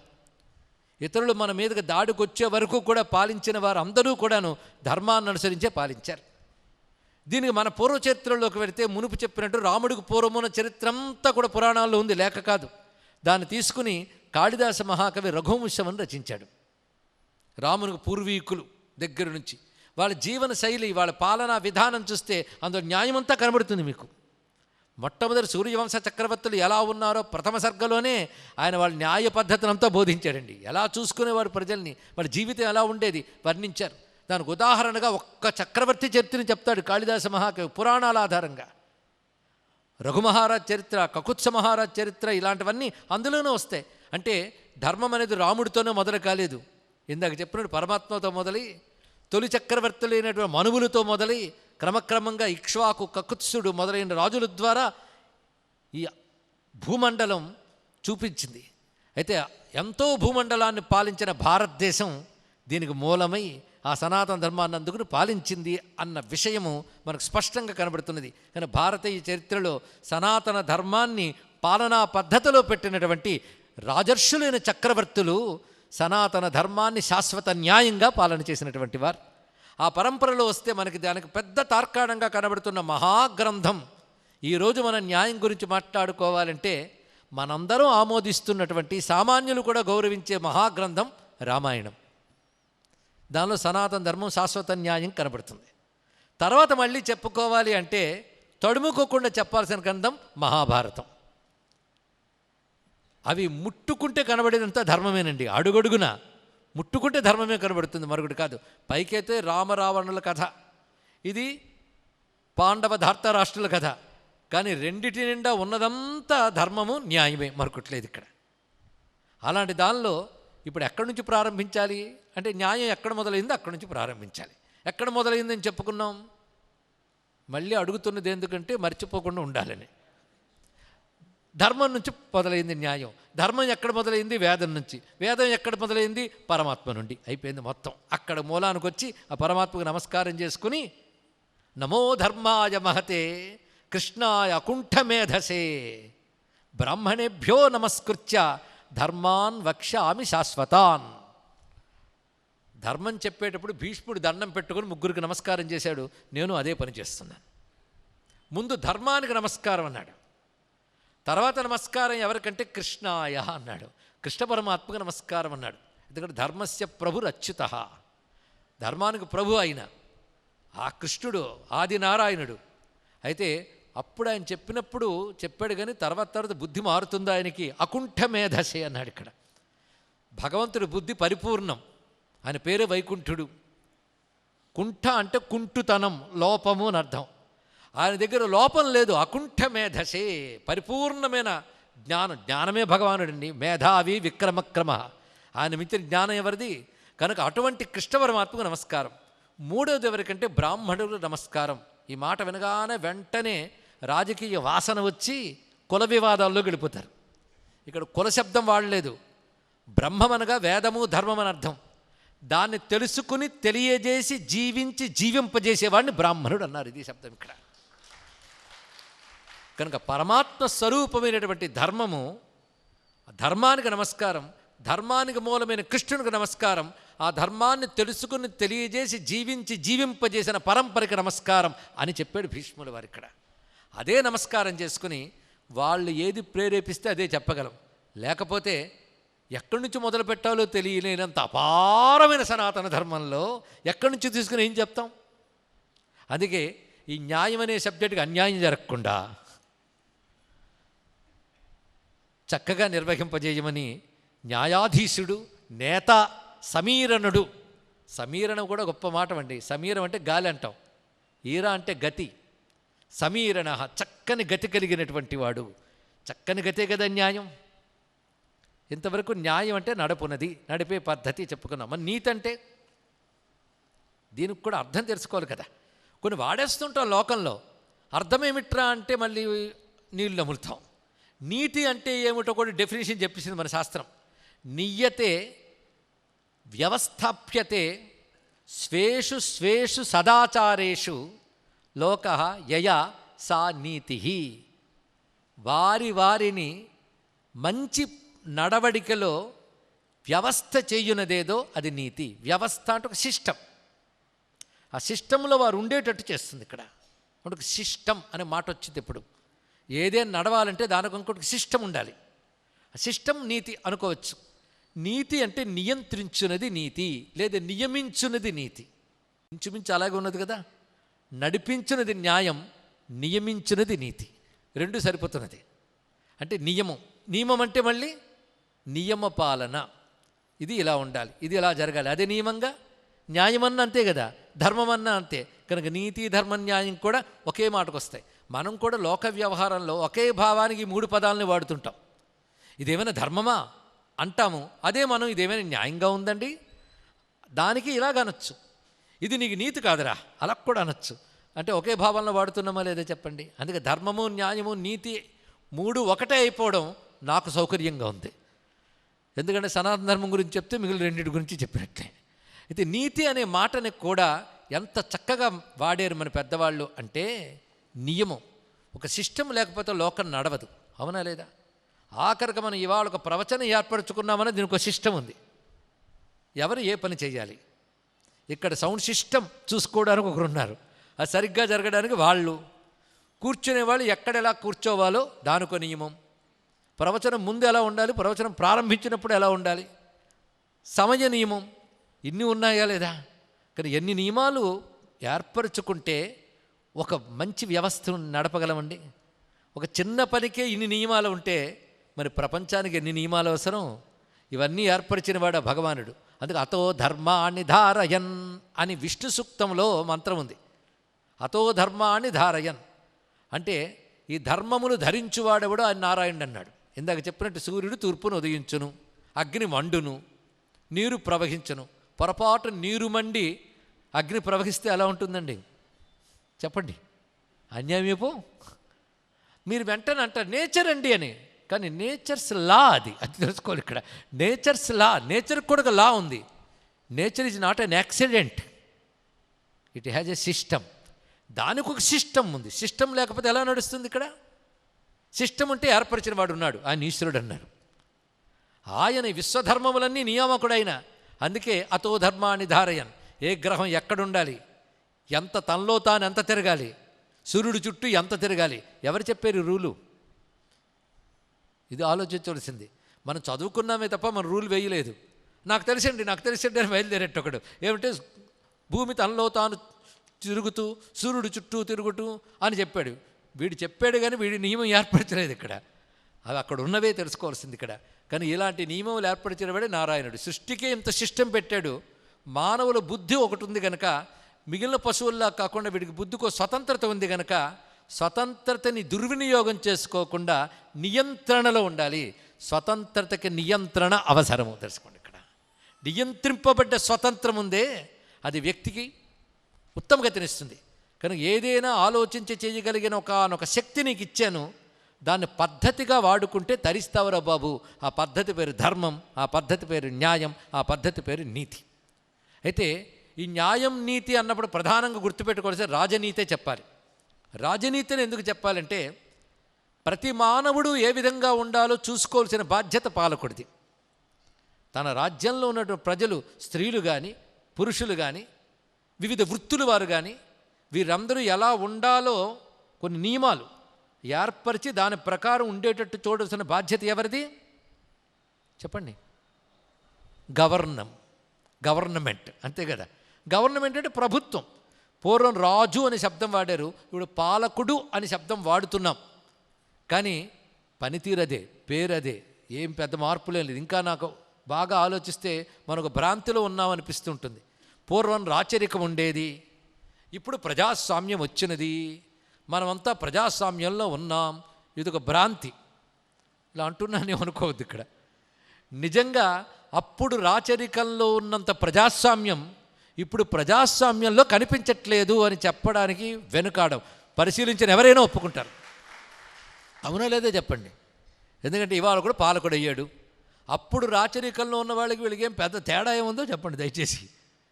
ఆ గానా బజానాలు, ఆ మంది మార్బలాలు, ఆ వినయాలు, పైగా వాడు పాలకుడైతే వాడు కొడుకు కూడా పట్టాలు కట్టడానికి సిద్ధమైపోవడాలు, తండ్రి దోచుకున్న చాలక వీడు కూడా దోచుకోవడానికి సిద్ధమైపోవడాలు, ఎంత కనబడుతుంటే దీన్ని ప్రజాస్వామ్యం ఎక్కడ అనగలమండి? ఇక్కడ పైగా పాలకుడిగా వచ్చేనను కానీ ఇంకా వాడికి రోడ్డు మీద దృశ్య కాలుష్య, శబ్ద కాలుష్య, వాయు కాలుష్య, అన్ని కాలుష్యాలు జరిగేటట్టు రాజలాంఛనాలతో వాళ్ళ యొక్క ఫ్లెక్సీలు వేలాడుతూ ఉంటే దీని ప్రజాస్వామ్యం ఎలా అనగలగండి? అంత రాచరికానికి ఏమీ తక్కువ లేదు. కానీ మీరు జాగ్రత్తగా చదివితే పూర్వ గ్రంథాల్లో మనం పరిశీలిస్తే రాజనీతి గురించి ఎంత విషయం చెప్పాడంటే, ఒక రాజు కొడుగ్గా పుట్టినంత మాత్రాన వాడు రాజ్యపాలనకు పూర్ణార్హుడు కాడు. వాడికి కూడా నియంత్రణ ఉండేదిట. ఎవరెవరి నియంత్రణ ఉండేదో చెప్తాడు. పౌర జానపదుల నియంత్రణ మొదట, రెండవ నియంత్రణ మంత్రులు. వాళ్ళు జాగ్రత్తగా ఉండాలి. మంత్రుడితో పెట్టాడు. మంత్రులు జాగ్రత్తగా ఉండేవారట. ఒకవేళ రాజు అవకతవకలు చేస్తే శాసించేవాళ్ళు వారు. ఎందుకంటే మంత్రులు అంటే ఆ రోజుల్లో మంత్రశబ్దానికి అర్థం ఏంటంటే బుద్ధి కలవాళ్ళు, చదువుకున్నవాళ్ళు, న్యాయము తెలిసిన వాళ్ళు, ఇవి అర్థాలు ఆ రోజుల్లో మంత్రశబ్దానికి. ఇప్పుడు వేరే అర్థాలు ఉన్నాయి. అసలు దేశం అంటే ఏమిటో, చరిత్ర అంటే ఏమిటో, రాజ్యాంగం అంటే ఏమిటో, పాలన అంటే ఏమిటో ఏమీ తెలియవు. వాడు ఎక్కువ ముట్టబడితే ముట్టిస్తే అధిష్టాన వర్గానికి వాడికి టిక్కెట్ ఇస్తారు. వాడు ఎక్కువ ఏ అవినీతి అయినా చేసి గెలిస్తే వాడు నాయకుడు అవుతాడు. ఇంకా ఏదైనా అన్యాయంగా ముట్టబడితే మంత్రి అవుతాడు. కానీ మంత్రి అనగా ఇది నిర్వచనం ప్రస్తుతం. కానీ మంత్రి అనే శబ్దం పుట్టినప్పుడు మాత్రం మంత్రి అనే శబ్దానికి సంపూర్ణముగా ఆలోచించి దేశక్షేమం కోసం ఒక పద్ధతిని చెప్పేవాడే మంత్రి అవుతాడు. అతను ధర్మబద్ధంగా ఆలోచించేవాడు. వాడు రాజుని నియంత్రిస్తాటండి. అంత గొప్ప విషయం చూసారా? అంటే రాజు ఏది చేస్తే భజన కొట్టడానికి కాదు, మంత్రులు ఎలా ఏర్పాటు చేశారో ఒక్కసారి పరిశీలించాలి. వీటన్నిటికీ ఉదాహరణలతో సహా చెప్పుకోబోతున్నాం. కనుక నీతి అంటే, న్యాయం అంటే లోకంలో దాన్ని ప్రవర్తింపజేసేది రాజనీతి. కనుక రాజనీతిని నీతి అని చెప్పుకోవాలి. మిగిలిన నీతులన్నీ రాజనీతుల అంతర్భాగాలు. రాజనీతుల అంతర్భాగమే దండనీతి, యుద్ధనీతి, ఇలా చాలా చాలా చెప్పవచ్చు. కనుక రాజనీతి అనేది ప్రధానం. ఈ రాజనీతి అనేది నేను పురాణాల్లో కావ్యాల్లో తెచ్చి చెప్పినా దీనికంటూ గ్రంథాలు ఉన్నాయి మనకి, అది తెలుసుకోవాలి. ఇవాళ ఉదాహరణకి నేను చట్టం గురించి మాట్లాడాలంటే లాకి సంబంధించిన గ్రంథాలు ఉన్నాయి కదా, ఉంటేనే కదా వాటిని ఆధారం చేసుకుని మాట్లాడతాం. కనుక రాజనీతి గురించి నేను మాట్లాడాలంటే రాజనీతికి సంబంధించిన వాంగ్మయం ఉండాలి కదా, ఉంది మనకి. రాజనీతి శాస్త్రం చాలా విస్తారంగా ఉంది, దురదృష్టవశాత్తు చాలా కోల్పోయాం. అయితే మరి దాన్ని బేసిక్ చేసుకుని ఇప్పుడు చెప్తున్నాము అంటే ఆ రాజనీతినే మన ఇతిహాసాలు పురాణాలు ఎంత చక్కగా చెప్పాయో గ్రహించి మనం తెచ్చుకొని సామాన్య జీవితానికి కూడా పనికొచ్చే అంశాలను చెప్పుకుంటున్నాం. అయితే రాజనీతి మాకెందుకండి, ఇవాళ ఏదో మొదటి రోజు చెప్పారు కనుక సరిపోయింది, ఇంకా రేపటి నుంచి మేము రాక్కర్లేదు, ఎందుకంటే మేము రాజులం కాం కదా రాజనీతి తెలుసుకోవడానికి. నువ్వు రాజనీతి తెలుసుకొని రాజు కానక్కర్లే, రాజ్యంలో బ్రతుకుతున్నావు కనుక రాజనీతి తెలియాలి. ఇక్కడ నువ్వు రాజ్యంలో బ్రతుకుతున్నప్పుడు దాని నీతి తెలియకపోతే నీకు ఎలాగా? అది రాజనీతి రాజుకే మాత్రమే కాదు, రాజ్యంలో ఉన్న ప్రతి వారికి కావలసినదే. అసలు నీతి శాస్త్రం పుట్టవలసిన అవసరం ఏమొచ్చింది, ఎలా పుట్టింది? బహుశా ప్రపంచం మొత్తం మీద నీతి శాస్త్రం ఎలా పుట్టిందో చెప్పిన ఒకే ఒక్క సంస్కృతి భారతీయ సంస్కృతి అండి. అవునా కదా? మీరు చెప్తారు, ఎలా చెప్తున్నారో చూడండి. ఎలా వచ్చిందయ్యా అసలు రాజు అనేవాడు ఎందుకు వచ్చాడు, రాజనీతి ఎందుకు వచ్చింది అని అడిగితే చెప్తున్నాడు, విను. తొల్లి కృతయుగంబున మనుజుల ఎడ దండనీతి మంతుండై రాజననొకడు కలిగి అరయుట మనుజేశ్వర లేదు, ధర్మమతి మండ్రు తగన్. సృష్టి మొదట్లో కృతయుగం కదా, ఆ కృతయుగంలో రాజు అనేవాడు అవసరం లేదుట. ఎందుకంటే ఒకడు తప్పు చేశాడు, వీడిని దండించాలి, వీడు ఒప్పు చేశాడు, వీడికి అన్ని సౌకర్యాలు సమకూర్చాలి అనేటువంటి భేదం లేదుట. ఎందుకంటే తప్పు చేసిన వాడు లేడప్పుడు. మానవ స్వభావంలోనే తప్పు చేయడం అనేది లేదుట. ఒకడు సొమ్ము ఒకడు దోచుకోవడం లేదు. ఎలా ఉండేవారు అప్పుడు కృతయుగంలో అంటే ఒండరులకు రక్షకులై ఉండుదురు, ఒకడినొకడు రక్షించుకుంటాట. ఎంత చక్కటి విషయం చూడండి. ఒక వస్తువు వచ్చింది, ఆ వస్తువు మనందరం ధర్మబద్ధంగా ఎలా పంచుకోవాలో అని చూస్తారు సహజంగా ఆ యుగంలో. ఆ యుగం మారగానే ఏమవుతుందో తెలుసా, ఈ వస్తువు వచ్చింది, వాడికి దక్కకూడదు, నేను తిన్నా తినకపోయినా పర్వాలేదు కానీ వాడికి దక్కకూడదు, వాడి దగ్గర కూడా నేను లాక్కోవాలి. ఆ తర్వాత యుగంలో మారే బుద్ధులవి. కానీ మొదట ఎలా ఉండేది, ఒండొరులకు రక్షకులై, ఒకరికొకరు రక్షకులుగా ఉండేవారు. కాబట్టి ఇంకొకటి శిక్షించవలసిన అవసరం ఏమున్నది, అందరూ నీతిమంతులే, పరద్రవ్యం ఆశించేవారు కారు, పైగా పరులకు తాము ఉపకరించేవారు. ఇలా పరస్పరం అందరూ అలా ఉంటే ఇంకొకడు శిక్షించవలసిన శాసించవలసిన అవసరం ఎలా ఉంటుంది? దీన్ని సెల్ఫ్ డిసిప్లిన్ అంటారు. ఇక్కడ వారిలో వారికే ఒక సహజంగా ధర్మపాలన చేసేవారు. అందుకే ధర్మము చెయ్యాలి అని కాకుండా ధర్మము చెయ్యడమే స్వభావంగా ఉన్న యుగం పేరు కృతం అన్నారు. ఇక్కడ కృతం అంటే చెయ్యబడినది, చేస్తారంతే, కర్తవ్యం కాదట. కృతం వేరు, కర్తవ్యం వేరు. కర్తవ్యం అంటే ధర్మము చెయ్యము అని చెప్తే ఇంతసేపు కష్టపడి చెప్పాడు కదా చేస్తే పోలే అనిపిస్తుంది, అది కర్తవ్యం. కృతం అంటే ఆవిడ చెప్పక్కర్లేకుండా సహజంగా చేయడం. రాముడు సత్యం వదా అని సూత్రం చదివి సత్యం పలకలే, సహజంగానే సత్యం పలికాడు. ఇక్కడ ఇది తెలుసుకోండి. ఇక్కడ రాముడు సహజంగా సత్యం పలుకుతాడు, కానీ మహాత్ముల ధర్మం స్వాభావికం. కృతయుగంలో అలాంటి ధర్మం ఉండేదిట. ఒండరులకు రక్షకులై ఉండగా దండనీతి మంతుండై రాజన ఒకడు కలిగియుండుట లేదు, మరొక రాజు అనేవాడు లేడు. అందుకు ధర్మము చక్కగా ఉన్నది. కానీ క్రమక్రమంగా కాలం మారుతున్న కొద్దీ మానవ స్వభావంలో 3 ఉంటాయండి, సత్వ రజస్తమో గుణాలు. ప్రతి వాడిలో ఉంటాయి, గుర్తుపెట్టుకోండి, ప్రతి వాడిలో ఉంటాయి. సాధారణంగా సత్వగుణం కంట్రోల్లో, రజోగుణం తమోగుణం ఉంటే వాడికి లోకానికి క్షేమం. రజోగుణం అంటే ఈగో దానివల్ల వస్తుంది. నేను చేశా, నేను చేశా, నేను చేస్తాను అన్న కోరిక, ఇవన్నీ రజోగుణం వల్ల వస్తాయి. కానీ సత్వగుణం ఉందనుకోండి, ఆ రజోగుణం కంట్రోల్ చేస్తుంది. ఎలాగంటే రజోగుణం ఉంటే కానీ పని చెయ్యం. ఆ పని చేసేటట్లు పని చేయడం వరకు రజోగుణం వాడతారు, కానీ అక్కడ అహంకారం ఉండదు, కామం ఉండదు, క్రోధం ఉండదు. అంటే సత్వగుణం కంట్రోల్లో రజోగుణం ఉంటే అలా ఉంటుంది. అలాగే తమోగుణం ఉంటే నిద్ర, తంద్ర ఇవన్నీ ఉంటాయి. ఆ సత్వగుణం కంట్రోల్లో ఉందనుకోండి, జ్ఞానం పొందుతున్నప్పుడు నిద్ర రాదు. సత్వగుణం కంట్రోల్ లేకపోతే అప్పుడు వస్తుంది. సత్వగుణం కంట్రోల్లో ఉంటే ఇంటికి వెళ్ళక పడుకుంటూ వస్తుంది. కనుక సత్వగుణం కంట్రోల్లో రజోగుణ తమో గుణాలు ఉన్నప్పుడు వేరు. కానీ రజోగుణ తమో గుణాలకి ఇండివిజువల్గా అధికారం ఇచ్చేసామనుకోండి ప్రమాదం. ప్రత్యేకంగా రజోగుణం తాను ప్రభావం చూపించడానికి మఠం వేస్తే అహంకారం మొదలవుతుంది, కామక్రోధాలు మొదలవుతాయి, రాగద్వేషాలు మొదలవుతాయి, దోపిడీ మొదలవుతుంది. తమోగుణం పెరిగిపోతే చెప్పినా అర్థం కాని అజ్ఞానం మొదలవుతుంది. ఈ రెండు ప్రమాదం ఒప్పుకుంటామా లేదా? ఈ రెండు ప్రబలిపోయి సత్వగుణం తగ్గిపోతూ ఉంటే ప్రమాదం. కనుక మొట్టమొదటి 3 చక్కగానే ఉన్నాయి, కానీ క్రమంగా పెరిగాయి. ఇది ఎలా అంటే లాన్లో గడ్డి వేసాక ఎప్పటికప్పుడు ట్రిమ్ చేసుకోవాలి, లేకపోతే మళ్ళీ పెరిగిపోతుంటుంది ఇక్కడ. కనుక వీటిని గుణాలను జాగ్రత్తగా చూసుకుంటూ వెళ్ళిపోతే పర్వాలేదు. అందులో రజోగుణ తమో గుణాలు కొంచెం కొంచెం పెరిగాయా అప్పుడు మొదలవుతాయి స్వార్థం, రాగద్వేషం మొదలైనవి. కాలప్రభావం వల్ల కూడా ఈ గుణాలు ప్రవర్తనలు ఉంటాయట. కృతయుగంలో సత్వగుణం ప్రధానంగా ఉండేది. తర్వాత క్రమంగా ఏమైందంటే క్రమమున లోభంబు పెరిగిన మొట్టమొదటి దోషం లోభం వచ్చిందట. లోభం అంటే ఇది నాది, ఇది నాకే ఉండాలి అనే ఒక భావం. క్రమంగా పక్కవాడిది కూడా నాకే వస్తే బాగుండు. అక్కడి నుంచి మొదలవుతుంది ఏంటంటే ఇది నాకు కావాలి అనగానే కామం అయింది. కామం రాగానే అటాచ్మెంట్ ఏర్పడుతుంది, దానికి రాగం అంటారు.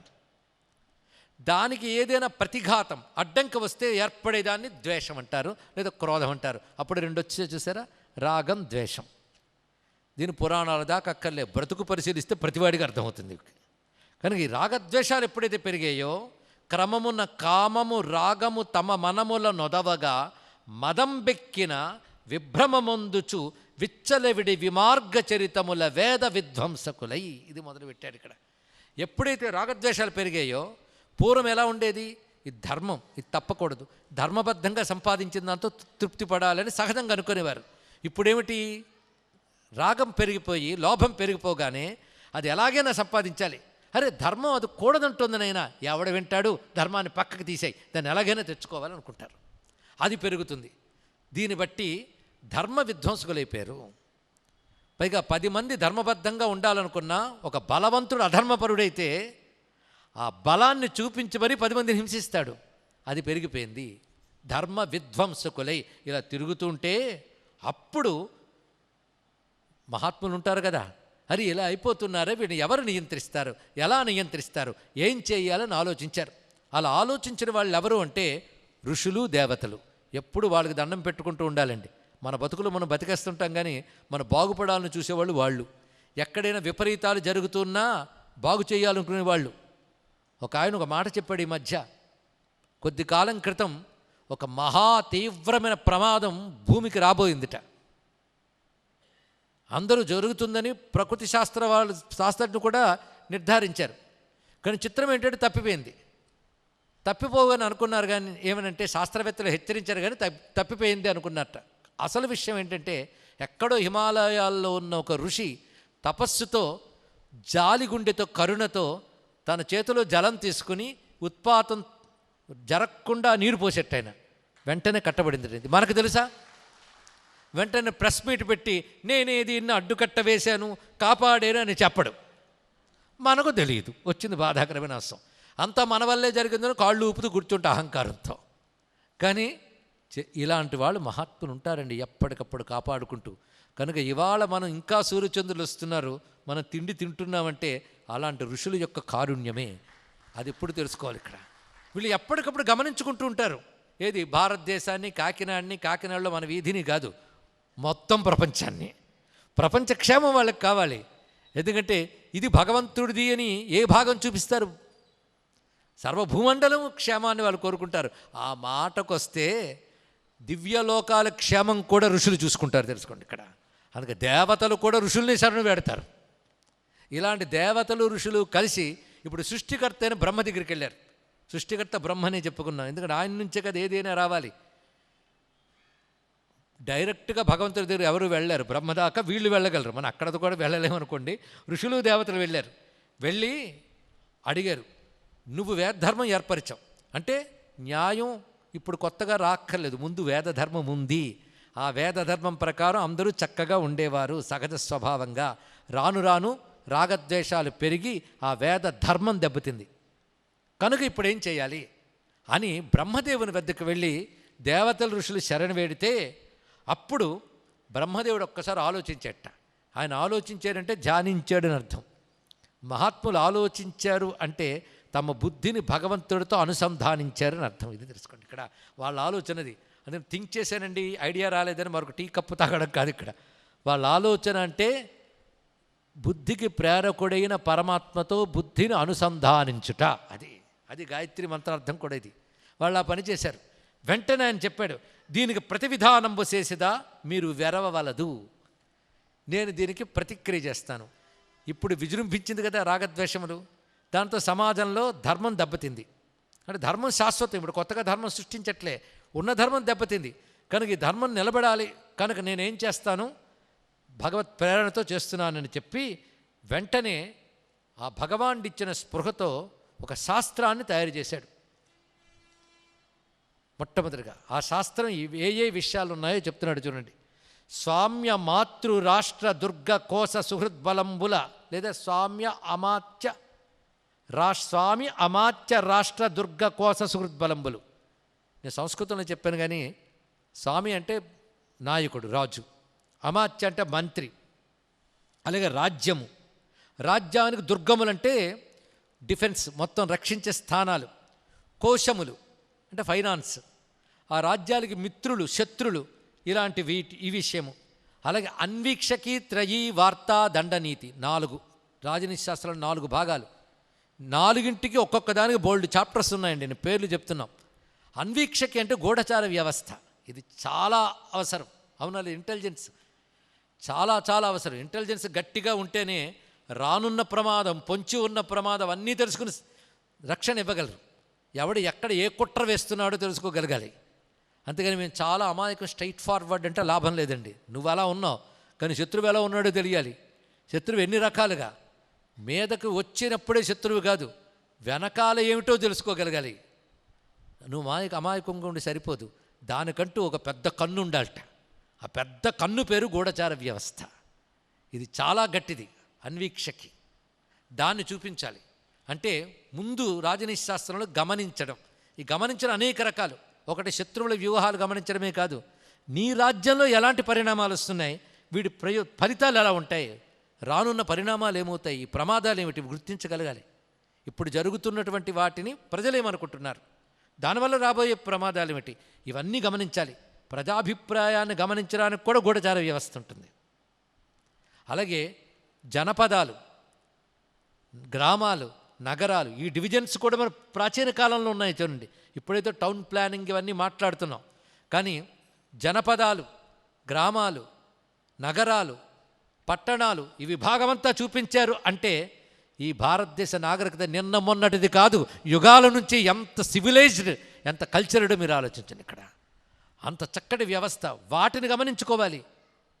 వాటిల్లో ఈ అంతర్గత శత్రువులు ఉంటారు తెలుసుకోండి. కేవలం బాహ్య శత్రువులు అని చెప్పి డిఫెన్స్ దగ్గర సైనికులు నిలబెట్టేస్తే చాలదు. ఇక్కడ నీ దేశానికి ద్రోహం తలపెట్టేటువంటి వాళ్ళు చాలామంది తయారవుతూ ఉంటారు.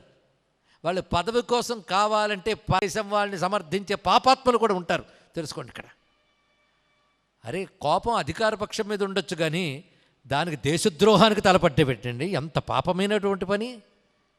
ఇక్కడ అధికార పక్షాన్ని తప్పు చూపిస్తున్నాం అని మెచ్చుకుంటారు అనుకుంటున్నాం, కానీ అధికార పక్షాన్ని తప్పు చెప్పడం కాదు, దేశాన్ని కించపరుస్తున్నాం, దేశం యొక్క సైనిక వ్యవస్థను అవమానపరుస్తున్నామని స్పృహ లేని వాళ్ళు అసలు నాయక స్థానంలో కూర్చోవడానికి అర్హులు కారు అనే విషయం ప్రజలకు ఎప్పుడు తెలుస్తుందండి? ఎప్పటికి వాడికి అసలు నాయక స్థానం ఉందా?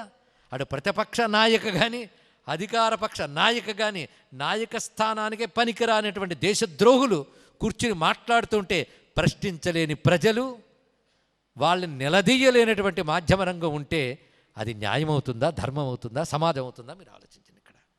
కానీ అవి గమనించుకోవాలి. ఎవడు ఏ పని చేస్తే ఏ ప్రమాదం వస్తుందో గమనించే ఒక గూఢచార వ్యవస్థ చాలా అవసరం. అది చెప్పేది అన్వీక్షకి.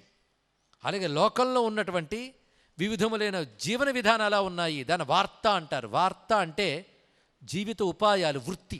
వృత్తి నుంచి వార్త అనే శబ్దం వచ్చింది. మన వార్త అంటే న్యూస్ అనే అర్థంలో వాడుతున్నాం. వృత్తి, ఎవరెవరు ఏ ఏ వృత్తులు ఎలా ఉన్నాయి అంతే కదా. వార్త అంటే జీవన రీతి, ఎలా నడుస్తోంది ఇవన్నీ అబ్జర్వ్ చేయాలి. దీన్ని 4 శాస్త్రాలు చెప్పారు. అన్వీక్షకి, త్రయీ, వార్త, దండనీతి.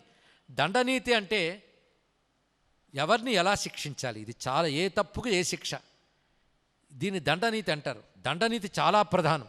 రాజు దండనీతిని కానీ విస్మరించాడా రాజ్యం పట్టు తప్పుతుంది. మా ఊళ్ళో పర్వాలేదండి, రెడ్ లైట్ వేసినా వెళ్ళిపోవచ్చు అన్నట్టు ఒక ఆయన. అంటే దండనీతి సరిగ్గా లేదని అర్థం ఇక్కడ.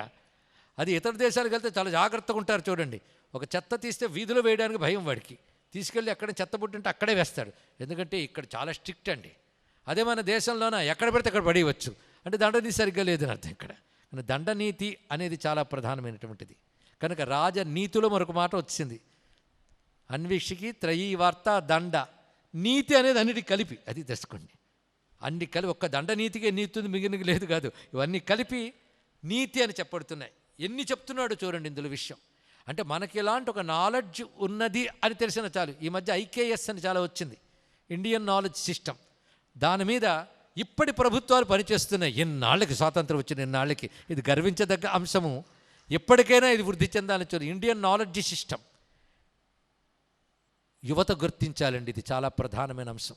నిజానికి ఈ సబ్జెక్టుకి కళాశాలల నుంచి, పాఠశాలల నుంచి, కోర్టుల నుంచి, ఇన్కమ్ ట్యాక్స్ డిపార్ట్మెంట్ల నుంచి వచ్చి కూర్చోవలసిన విషయం ఇది ఇప్పుడు చెప్తున్నది. అటువంటి అంశములు అలాంటివి చెప్తున్నారు.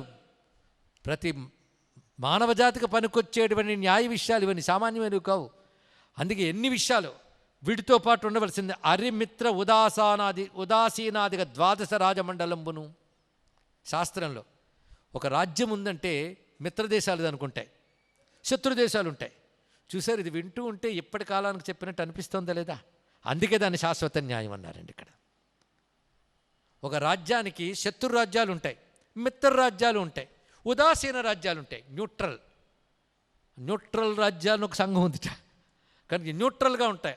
అరి, మిత్ర, ఉదాసీన ఈ విభాగాలన్నీ ఆ రోజే చేశారంటే ఎంత మానవ స్వభావాన్ని కాచి వడపోసిందండి సనాతన ధర్మం. కానీ శత్రువులు, మిత్రులు, ఉదాసీనులు ఎవరితో ఎలా ప్రవర్తించాలి అది తెలియాలి. అంటే ఊరికనే శత్రువులతో యుద్ధాలు పెట్టుకుంటూ కూర్చుంటే రాజ్యం దెబ్బతింటుంది. కనుక వాళ్ళని ఎలా కంట్రోల్ చేయాలి, మిత్రబలం ఎలా దగ్గర తెచ్చుకోవాలి, ఉదాసీనులను కూడా మన వాళ్ళని ఎలా చేసుకోగలగాలి, ఇవన్నీ తెలియాలి. ఇవన్నీ చెప్తుందా శాస్త్రం. ఇలాంటి తయారు చేస్తున్నాడు ఎవరు? బ్రహ్మదేవుడు. ఇప్పుడు చెప్పుకుందంతా బ్రహ్మదేవుడు ఏ ఏ సబ్జెక్ట్స్ తెచ్చుకున్నాడు, చాప్టర్స్ వాటిలో. హరిమిత్ర, ఉదాసీన ఇలా లెక్క కడితే రాజుకు 12 రిలేషన్స్ ఉంటాయండి ఇతర రాజ్యాలతో. 12 అవి చెప్తున్నారు. అలాగే వాళ్ళతో మ్యూచువల్గా చేసుకోవాల్సింది సంధి. అంటే ఒకదానికి ఒడంబడికలు. నీకు ఇది చేస్తా, నాకు ఇది చేయి, మన ఇద్దరం కలిసి ఉందాం, సంధి. కుదరకపోతే విగ్రహ, యుద్ధం. ఇలా రకరకాల సంధి, విగ్రహ, యాన, ఆసన, ద్వైధీభావ, సమాశ్రయంబును ఇవన్నీ శాస్త్రంలో విభజిస్తున్నారు. ఇలాంటి అవయవంబులు కలిగి, అంటే ఇవన్నీ చాప్టర్స్గా కలిగినటువంటి ఇన్ని న్యాయములు దేనికి అంటే 4 సాధనల కోసం, ధర్మ, అర్థ, కామ, మోక్షములు సాధించడం కోసమని ఈ చాప్టర్స్తో బ్రహ్మదేవుడు మొట్టమొదటి శాస్త్రాన్ని రాశాడు. బ్రహ్మదేవుడు స్వయంగా. అది 100,000 అధ్యాయాల గ్రంథం. ఎన్ని? 100,000 అంటే ఎంతమ్మా చెప్పండి, నాకు తెలియదు లెక్కలు. 1,00,000 అధ్యాయాల గ్రంథం రాసేట. 1,00,000 అధ్యాయాల గ్రంథం రచిస్తే దానికి ఆయన పేరు పెట్టాడు నీతి శాస్త్రం. అది దాని పేరు పెట్టారు నీతి శాస్త్రం. అంటే రాజనీతి శాస్త్రం అనలేదు ఆయన, నీతి శాస్త్రం అన్నాడు ఇక్కడ. అంటే మానవులు నడవవలసిన పద్ధతి, నడిపించవలసిన పద్ధతి 2. మానవులందరూ నడవాలి, వాళ్ళు నడవకపోతే నడిపించేవాడు కూడా ఉండాలి. ఇప్పుడు తెలిసింది కదా. కనుక నీతి శాస్త్రం రాజు చదువుకుని మనకు లెక్చర్ ఇవ్వడం కాదు, మనం చదువుకుని మనం నడవాలి. మనం నడవకపోతే నడిపించాలి అని తెలిసింది కదా. కానీ నీతి శాస్త్రం మనందరి కోసం వచ్చింది. మనం సరిగ్గా చెయ్యకపోతే చెయ్యించవలసిన బాధ్యత నేత అతనికి ఉంది. మొత్తానికి దీని అంతటికి ఏం పేరు పెట్టాడు? నీతి శాస్త్రం. నీతి శాస్త్రం ఎన్ని అధ్యాయాలు? 1,00,000 అధ్యాయాలు నీతి శాస్త్రం చూడండి. అది అనుగ్రహించాడు. అప్పుడు 1,00,000 అధ్యాయాలు ఇవ్వగానే ఋషులు దేవతలు మొహాలు చూసుకున్నారు. నీకేం పోయిందో మొత్తం రాసిపెట్టేశావు. ఆ 1,00,000 అధ్యాయాలు చదివి అమలుపరుచుకోవాలంటే ఎంత అవుతుంది? మంచి మాటలు చెప్పండి అంటే చెప్తానని చెప్పి సంవత్సరం పాటు కూర్చుని చెప్తే వినడంతో అయిపోతుంది. ఎలా తీసుకోవాలి అంటే వెంటనే మళ్ళీ ఆలోచిస్తే బ్రహ్మదేవుడి లలాటం నుంచి ఒక ఆయన వచ్చేట. లలాటం నుంచి వచ్చినవాడు అంటే భ్రూమధ్యస్థానం వచ్చిన రుద్రుడండి. ఆయన అనేక సందర్భాల్లో బ్రహ్మదేవుడు భ్రూమధ్యస్థానంలో వచ్చాడు. ఇప్పుడు ఒక పేరుతో వచ్చాడు. ఆయన పేరు విశాలాక్షుడు అని పేరుతో వచ్చాడు. బ్రహ్మదేవుడు భ్రూమధ్య నుంచి వచ్చిన ఆయన పేరు విశాలాక్షుడు. పేరు కూడా ఎంత బాగుంది చూడండి. ఇక్కడ మనం అంటుండే బ్రాడ్ మైండ్ ఉండాలండి, బ్రాడ్ అవుట్లుక్. ఏదైనా మాట్లాడేటప్పుడు సంకుచిత భావం ఉండకూడదు, సంకుచిత స్వభావం ఉండకూడదు, విశాల దృష్టితో ఆలోచించాలి. అవును కదా. విశాల దృష్టి అంటే అర్థం ఏమిటి అంటే ఒకరి పట్ల నా అనే పక్షపాతం, ఇంకొకరి పట్ల శత్రువు అనే ద్వేషభావం, రాగద్వేషాలు లేకుండా సమబుద్ధి కలిగి అందరి క్షేమాన్ని ఆశించడమే విశాలమైన దృష్టి. అందుకే వాడి పేరేమిటి? విశాలాక్షుడు. పేరు అంత బాగా పెట్టారు చూడండి. ఇంత కళ్ళు ఉన్నవాడని కాదు, అంత బాగా పరిశీలించాలి. ఇదే రహస్యం భారతంలో కూడా చెప్తాడు. సహస్రాక్షుడు అనే పేరు ఎప్పుడైనా విన్నారా? పెద్దలు ఉన్నారు, వెనకపోరు. ఇదేంటి అందులో కాకినాడ పండిత భూమి, ఎందరో పండితులు. అందుకే చెప్పడానికి ఉత్సాహం. ఒకవేళ తెలియకపోయినా వాళ్ళ ద్వారా తెలుసుకోవచ్చు. సహస్రాక్షుని ఎవరి పేరండి? ఇంద్రుడి పేరు. ఎందుకు? వెంటనే కథ చెప్తాం.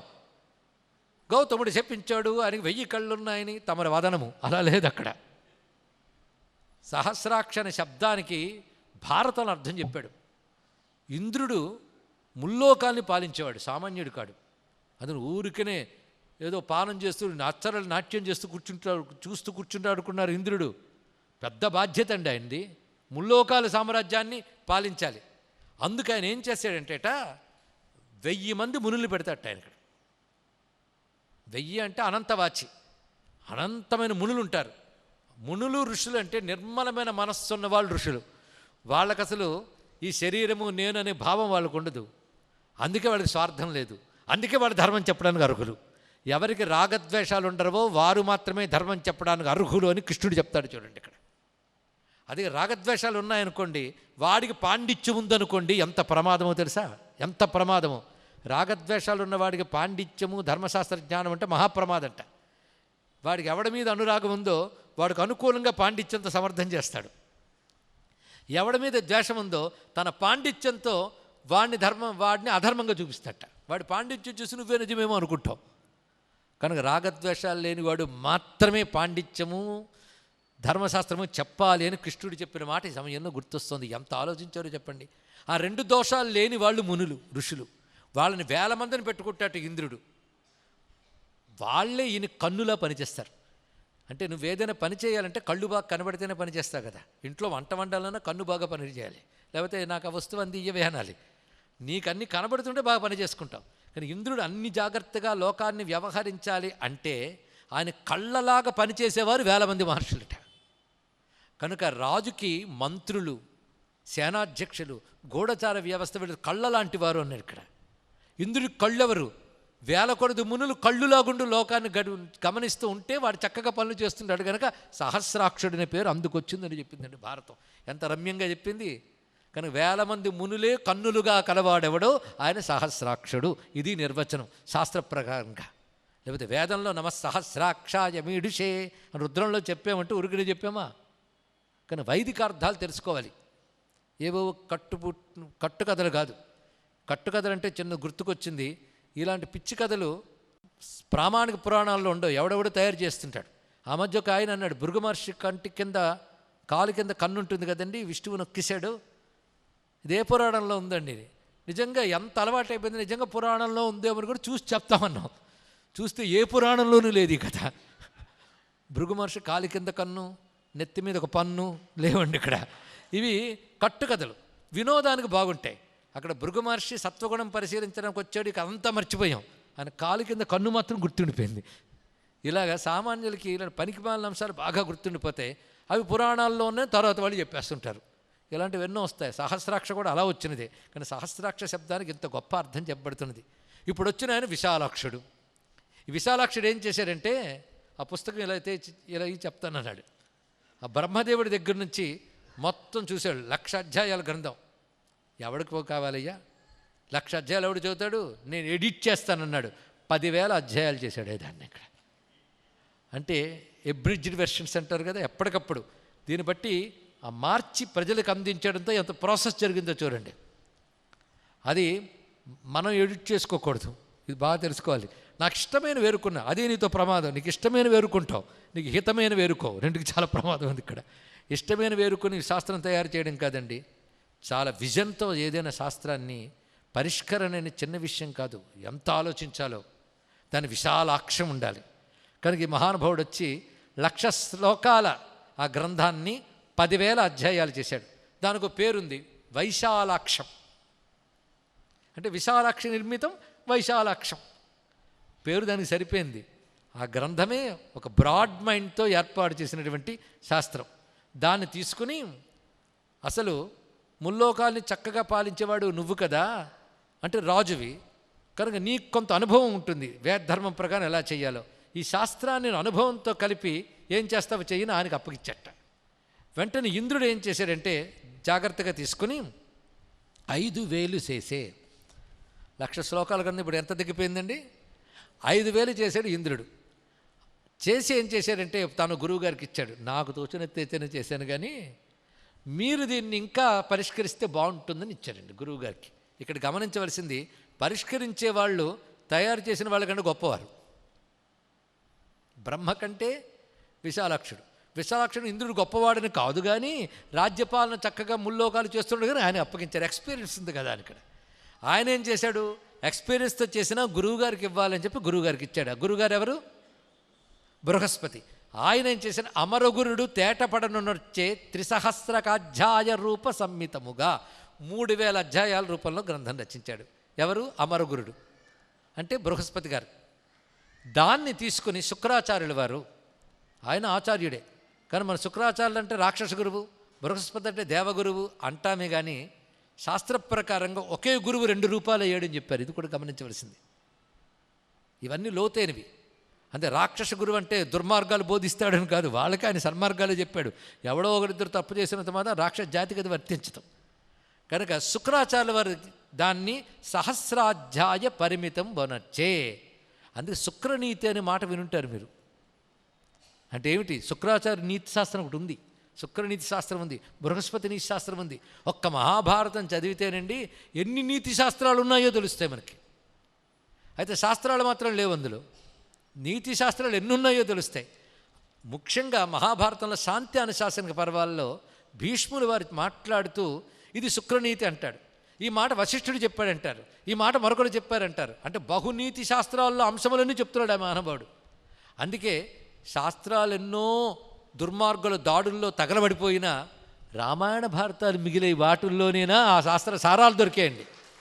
అవైనా కాపాడుకోవాలి కదా. అందులో ఇష్టమైన కథలు మాత్రమే లాక్కొచ్చి ఇవన్నీ పక్కకు తోసేస్తున్నాం. అందులో ఎన్ని నీతి శాస్త్రాలు చెప్పాడో ఒక్క మాట చెప్తాం. ఆ నీతి శాస్త్రాలు తెచ్చుకుని శాశ్వత న్యాయం చెప్పాలన్నా 5 రోజులు సరిపోదు, అన్ని విషయాలు. కానీ శుక్రుడు దాన్నే తీసుకొచ్చి మొత్తానికి 1,000 అధ్యాయ పరిమితం వనర్చే. ఎక్కడ 1,00,000 అధ్యాయాలు, ఎక్కడ 1000 అధ్యాయాలండి? పోనీ పనికొచ్చేట్టు చేశాడు, 1000 అధ్యాయాలుగా చేశాడు. ఇలా ఏర్పడిన తర్వాత ఇప్పుడు మరొక పని చేశాడు బ్రహ్మదేవుడు. అదేమిటంటే, అంతవరకు మహర్షులు అందరూ మానసపుత్రులుగా ఆయన దగ్గర నుంచి వచ్చారు, మనకు తెలుసు కదా బ్రహ్మ మానసపుత్రులు. ఇప్పుడు తపస్సు చేసి మనస్సు నుంచి ఒక మహానుభావుని సృష్టించేట ఆయన తపస్సు చేశారంటే విష్ణువు పాదాలు పట్టుకున్నాడని అర్థం. విష్ణువు పాదాలు పట్టుకోగానే విష్ణువు తన తేజస్సుతో ఒకరిని ఉత్పన్నం చేశాడు. ఆయన పేరు విరజుడు. ఇలాంటి పేర్లు గుర్తుపెట్టుకోండి, రేపు మనవడో కొడుకో పెడితే పెట్టచ్చు మంచి పేర్లు.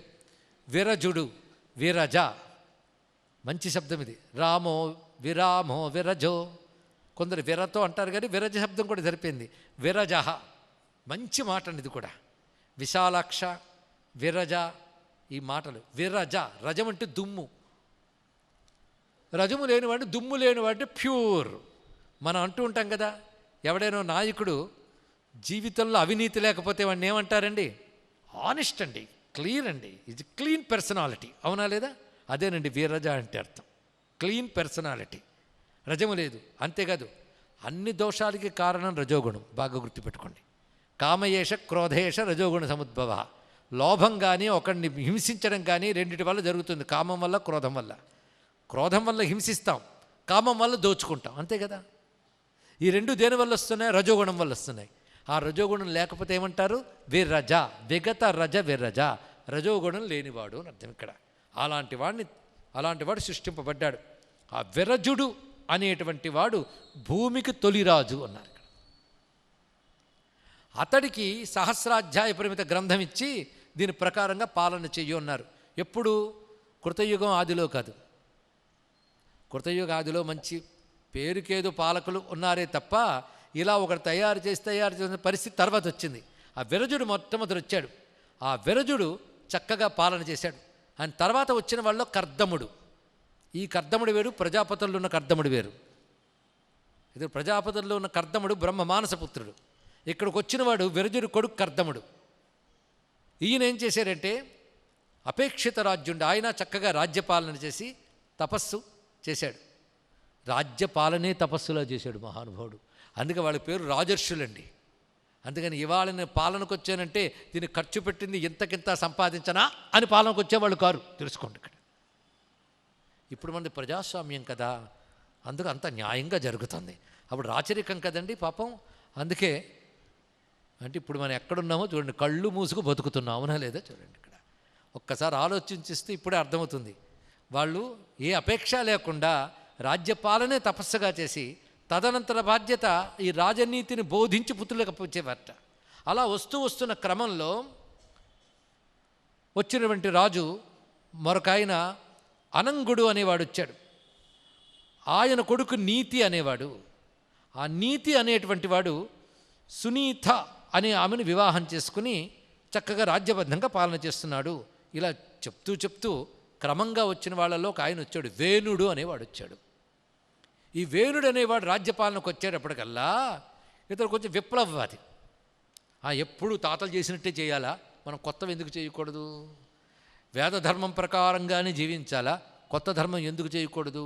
అంటే ఇప్పుడు పుడుతున్న బుద్ధుల్లాంటివి పుట్టే అనమాట అని చెప్పి, అసలు ధర్మం ప్రకారంగా మంత్రులు చెప్పినట్టు వినాలా, మన ఇష్టం వచ్చినట్టు చేస్తే పోలే అనుకుని ప్రజాధనాన్ని దుర్వినియోగం చేయడం, తన భోగం కోసమని ప్రజల నుంచి విపరీతంగా కప్పబలు వసూలు చేయడం, ఇలాంటివి చేశాడు. అంటే వివిధ విధంగా ప్రజలను దోచుకున్నాడు, ప్రజాధనాన్ని దోచుకున్నాడు. ఇలా చేయడంతో ధర్మం దెబ్బతింది. ధర్మం దెబ్బతినడంతో ప్రకృతిలో వైపరీత్యాలు వచ్చాయి. సరిగ్గా చూడండి, బహుశా భూమి మీద మొత్తం మీద ఒక్క ఇండియన్ మెడిసిన్లో మాత్రమే ఈ రహస్యం ఉంది, ఇంకెక్కడా లేదు. ఇండియన్ మెడిసిన్లో చరకుడు రచిస్తూ ఒక చోట చెప్తాడు, ఏమనంటే రకరకాల కొత్త రోగాలు వస్తూ ఉంటాయి అని చెప్తూ, కొత్త రోగాలు ఎప్పుడు వస్తాయి అంటే ప్రకృతిలో కాలుష్యం వస్తే వస్తాయి అన్నాడు. ప్రకృతిలో కాలుష్యం ఎప్పుడు వస్తుందంటే ధర్మం దెబ్బతింటే వస్తుంది అని రాశాడు. బహుశా ధర్మం వల్ల ప్రకృతి కాలుష్యం, ప్రకృతి కాలుష్యం వల్ల రోగాలు వస్తాయని రీజన్ చెప్పిన ఒకే ఒక్క సంస్కృతి భారతీయ సంస్కృతి అండి. ఇప్పుడు మనం కొత్త క్రిమి వచ్చిందంటే దానికి కారణం ఏమిటా అని వెతుకుతుంటాం, ఈ లోపల కోట్ల మంది చచ్చిపోతుంటారు. కానీ అసలు కారణం ఎప్పుడు చెప్పాడో అక్కడి నుంచి ట్రీట్మెంట్ చేసుకోవచ్చు కదా. ధర్మాన్ని బాగు చేసుకుంటే ఎన్ని రోగాలు పోతాయో. చాలా మెడిసిన్ ఇంప్రూవ్ అయ్యిందండి ఈ రోజుల్లో అని చాలామంది గర్విస్తూ ఉంటారు. కానీ కొత్త రోగాలు కూడా ఇంప్రూవ్ అయ్యాయి, అవునా లేదా? కళకళలాడుతూ నిత్యము 3 కళ్యాణాలు పచ్చతోరణాలు అన్నట్టుగా హాస్పిటల్ ఎంత కళకళలాడిపోతున్నాయండి, మనం చూస్తున్నాం. ఏం అభివృద్ధి, ఏం అభ్యుదయం, అవునా? చెప్పండి. శారీరకంగా ఏం బలములు ఉన్నాయి? లేదండి, అప్పటికంటే ఆయుష్ పెరిగిందండి రోగాలతో పాటు. కానీ ఆనాడు చరకుడు రచించి చదివితే నీతి శాస్త్రం అక్కడ కనబడుతుంది. మళ్ళీ నీతి శాస్త్రం స్పష్టంగా రచాడు చరకుడిలో. అంటే నీతిగా బతికితే ఆరోగ్యంగా ఉంటాం, ఇది తెలుసుకోవాలి ఇక్కడ. అదే నీతిగా ఎందుకో బతకడం కాదు, ఆరోగ్యం బ్రతకడం కోసం. ఆరోగ్యం గురించి చెప్తూ ధర్మం దెబ్బతింటే ప్రకృతి క్షోభిస్తుంది, దానివల్ల రోగములు వస్తాయని చెప్పాడు మహానుభావుడు. అందుకే ఈ ఉత్పాతాలు వచ్చేట లోకంలో ఈ వేణుడు కాలంలో ఇలా వస్తూ ఉంటే అప్పుడక్కడ అమాత్య వర్గం వెళ్ళి ఈ ధర్మశాస్త్రవేత్తలు వెళ్ళి నాయన నువ్వు తప్పు చేస్తున్నావని హెచ్చరించారు. ఇది కూడని పని సుమా అని చెప్పారు. ఈ కథ ప్రారంభించి చెప్తున్నాడు. కూడని పని, ఎందుకంటే ధర్మం తప్పితే దుర్గతులు వస్తాయి. నువ్వు ప్రజాధనం దోచుకుంటున్నావు. రాజు అనే మాటకి ప్రజారంజకత్వాత్ రాజా, ప్రజల్ని ఆనందింపజేయవాడు. ఆనందింపజేయవాడు అంటే మళ్ళీ కొన్ని అపార్థాలు ఉన్నాయండి. అంటే ఎంటర్టైన్ చేయనివాడు అని అర్థం తీసుకుని, అందుకే నేను ప్రజల్ని ఎంటర్టైన్ చేయడానికి గాను 4 రోడ్ల కోడల్లో డ్యాన్సులు, తాగరానివి తాగడాలు, ఆడరానివి ఆడడాలు పెట్టి ప్రజల్ని ఎంటర్టైన్ చేస్తున్నాను ఒక రాజు. అది కాదు రంజకత్వాత్ అంటే. ఆ తర్వాత వచ్చే ప్రమాదాలు ఎన్నుంటాయి కనుక రంజకత్వాత్ అంటే వాళ్ళ క్షేమము కలిగించి, వాళ్ళని సుస్థితిలో ఉంచి, వాళ్ళ యొక్క ధన మాన ప్రాణ ఆస్తులకు రక్షణ కల్పించి భద్రంగా ఉంచడమే రంజకత్వము. ఆ రంజకత్వం ఎవడు కలిగిస్తున్నాడో వాడిని రాజు అంటారు. నువ్వు రాజు అనే పేరుకి విరుద్ధంగా ప్రవర్తిస్తున్నావన్నారు. ఎవరితో వింటున్నారు కదా? వేణుడితో అంటున్నారు. తప్పు చేస్తున్నావు. నీ పూర్వీకులందరూ చక్కగా రాజనీతి శాస్త్ర ప్రకారంగా వెళ్ళి ప్రజారంజనం చేస్తే నువ్వు ప్రజలకి ఇబ్బందికరంగా తయారయ్యవు. ఇది కూడదు నాయన. ఇప్పటికైనా మించిపోయింది లేదు. ఇక్కడ వాళ్ళు చేసిన బోధ భారతంలో కానీ, విష్ణు పురాణంలో కానీ, భాగవతంలో కానీ 3 చోట్ల ఉంటుంది ఇదే కథ. కించిత్ భేదాల్లో మనం 3 చోట్ల నుంచి మంచి ఎంచుకోవచ్చు. ఇక్కడ చెప్తాడు నీతిశాస్త్రాన్ని. ఎవరు? ధర్మవేత్తలందరూ కూడా ఎలా ఉంటే ప్రజలు క్షేమంగా ఉంటారు. పైగా ప్రజలకి ఇబ్బంది కలగకుండా ప్రజల నుంచి పన్ను తీసుకోవాలట. ఇది ఎలాగంటే సూర్యభగవానుడు భూమి నుంచి నీరుని తీసుకుంటాడు కిరణాలతో. తీసుకుంటున్నా కూడా మనం గమనించాం. ఎందుకు తీసుకుంటాడంటే మళ్ళీ వర్షాకాలంలో అంతకంతగా మధురంగా పర్జన్య రూపంలో కురిపించడానికి తీసుకుంటాడు. ఎలాగో ప్రజల నుంచి పన్నుల్ని సూర్యుడు కిరణాలతో నీరు తీసుకున్నట్టుగా తీసుకుని ప్రజ ఉపయోగ కార్యక్రమాలకు అలా వినియోగించుకోవాలి. చూసారా న్యాయం గురించి ఎంత చక్కగా చెప్పారు. అదే నువ్వు వినియోగించుకోకూడదు. నువ్వు వాళ్ళ ధనానికి పూచీకత్తుగా బాధ్యతగా వ్యవహరించాలి. అది రాజ్యం అనేది భోగం కోసం కాదు నాయనా, అది బాధ్యత, అదొక యోగం, అదొక తపస్సు. అలాంటి రాజర్షుల పరంపరలో వచ్చిన వాడువు నువ్వు. ఆ రాజనీతి శాస్త్రం ప్రకారంగా పాలించవలసిన వాడువు. నువ్వు తప్పు చేస్తున్నావు. దీనివల్ల అనేక ఉత్పాతాలు కనబడుతున్నాయి లోకంలో. ఇలా నువ్వు ప్రవర్తించడం వల్ల అలా జరుగుతున్నాయి. ఇప్పుడు మనం అనేక రకాల భయంకరమైన వార్తలు వింటున్నాం. ఎక్కడో అగ్ని ప్రమాదాలు వచ్చాయనో, జలసమాధిలో కొన్ని గ్రామాలు వెళ్ళిపోయాయనో, నూతనమైన రోగాలు వచ్చాయనో. దీని గురించి దివ్య దృష్టి కలిగిన మహాత్ములు ఏం చెప్తారంటే, పెరుగుతున్న అధర్మాల వల్ల జరుగుతున్న సంక్షోభం ఇదంతా అని వాళ్ళు చెప్తారు. కానీ మనం పెడచెవిని పెడతాం. కానీ కాదనలేం, అనుభవిస్తున్నాం. అవునా లేదా? కానీ అప్పుడు వాళ్ళు హెచ్చరించారు అతనికి, దీనివల్ల ఈ ప్రమాదాలు జరుగుతున్నాయి, తప్పు నాయన అన్నట్ట. వెంటనే ఆయన అన్నాడంటే, నేను ప్రభువుని, అధికారం చేతిలో ఉంది, నేను ఏది చెప్తే అదే శాసనం. పైగా మీరు యజ్ఞాలు యాగాలు అని ఎవరెవరికో ఆహుతులు వేస్తున్నారు. నేనే విష్ణువుని. మీ గ్రంథాలు చెప్తున్నాయి కదా విష్ణువంశ రాజుల్లో ఉంటుందని. కనుక నేనే విష్ణువుని, నన్నే పూజించండి. మీరు ఇవ్వాల్సిన కానుకలన్నీ దేవుళ్ళకి, యజ్ఞయాగాలకి, వాటికి కాదు, నాకు సమర్పించండి అన్నట్టు. ఇక్కడ ఓరు దుర్మార్గుడా, చెప్తే వినేటట్టు లేవని చెప్పి ఈ మంత్రులు ధార్మికులు కలిసి అతన్ని సంహరించట్టండి. తెలుసుకోండి. ఇక్కడ అంటే నేను రాజును కదా, ఎలా చెప్తే అలా నడుస్తుంది అనుకోవడానికి లేదు. అతన్ని నియంత్రించారు. చెప్పి బాగు చేస్తే బాగుపడతాడు అనుకుంటే బాగుపడలేదు. ఎప్పుడో వెంటనే చేసిందేమిటి? నిర్మూలన చేశారు, సంహరించారు.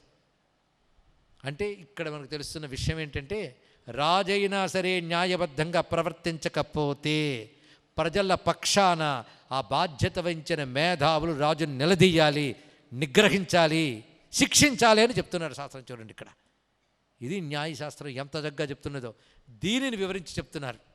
అంటే కేవలం రాజు అయిన వాడు మాత్రమే, అంటే ఒక రాజుకు కొడుకైన వాడు మాత్రమే పాలించాలి, మిగిలిన వాళ్ళందరూ పడి ఉండాలనే రాచరికం మనకు లేదు. అటువంటి సామ్యం మనకు లేదు. ప్రజాస్వామ్యమే ఉండేది. అందుకే ఈ విషయాన్ని మనం గమనించితే, రామాయణంలో పరిశీలిస్తే దశరథ మహీపతి తర్వాత బాధ్యతగా రాముడు తగినవాడు అని నిర్ణయించుకున్నప్పుడు ఆయన చేసిన పని ఏమిటి? పరిశీలించాడు దశరథుడు. అబ్జర్వేషన్. అది రాముడు వివాహం అయ్యి వచ్చిన దగ్గర నుంచి కూడా, సీతా సమేతుడు వచ్చిన దగ్గర నుంచి కూడా అయోధ్య ప్రజలతో ఎలా మసలుతున్నాడు, అయోధ్య ప్రజలు రాముణ్ణి ఎలా భావిస్తున్నాయో గమనించాడు ఆయన. ఆయన ఎలా గమనించాడో, ఎలా అబ్జర్వ్ చేశాడు అనేది అయోధ్యకాండలో మొదటి సర్గలోనే చెప్తారు వాల్మీకి మహర్షి. ప్రజలకు ఎంత ప్రీతిపాత్రుడయ్యాడు, ప్రజల పౌరకార్యాన్ని, ప్రజల కార్యములని తన దగ్గరుండి చక్కగా చూసుకుంటున్నాడు. అది ఎలాగా? నాన్నగారి ఆజ్ఞను అనుసరించి. అదే ఈయన ప్యారలల్గా మరో ప్రభుత్వం నడపడం కాదు. ఇక్కడ నాన్నగారు ఆజ్ఞను అనుసరించి వాళ్ళందరూ ఉండేటట్లుగా చేస్తూ గమనిస్తూ ఉంటే ఒకటి తెలిసిందిట దశరథుడికి, ఈ ప్రజలందరూ రాముడు రాజు అయితే బాగుండు అనుకుంటున్నారన్న విషయం తెలిసింది దానికి.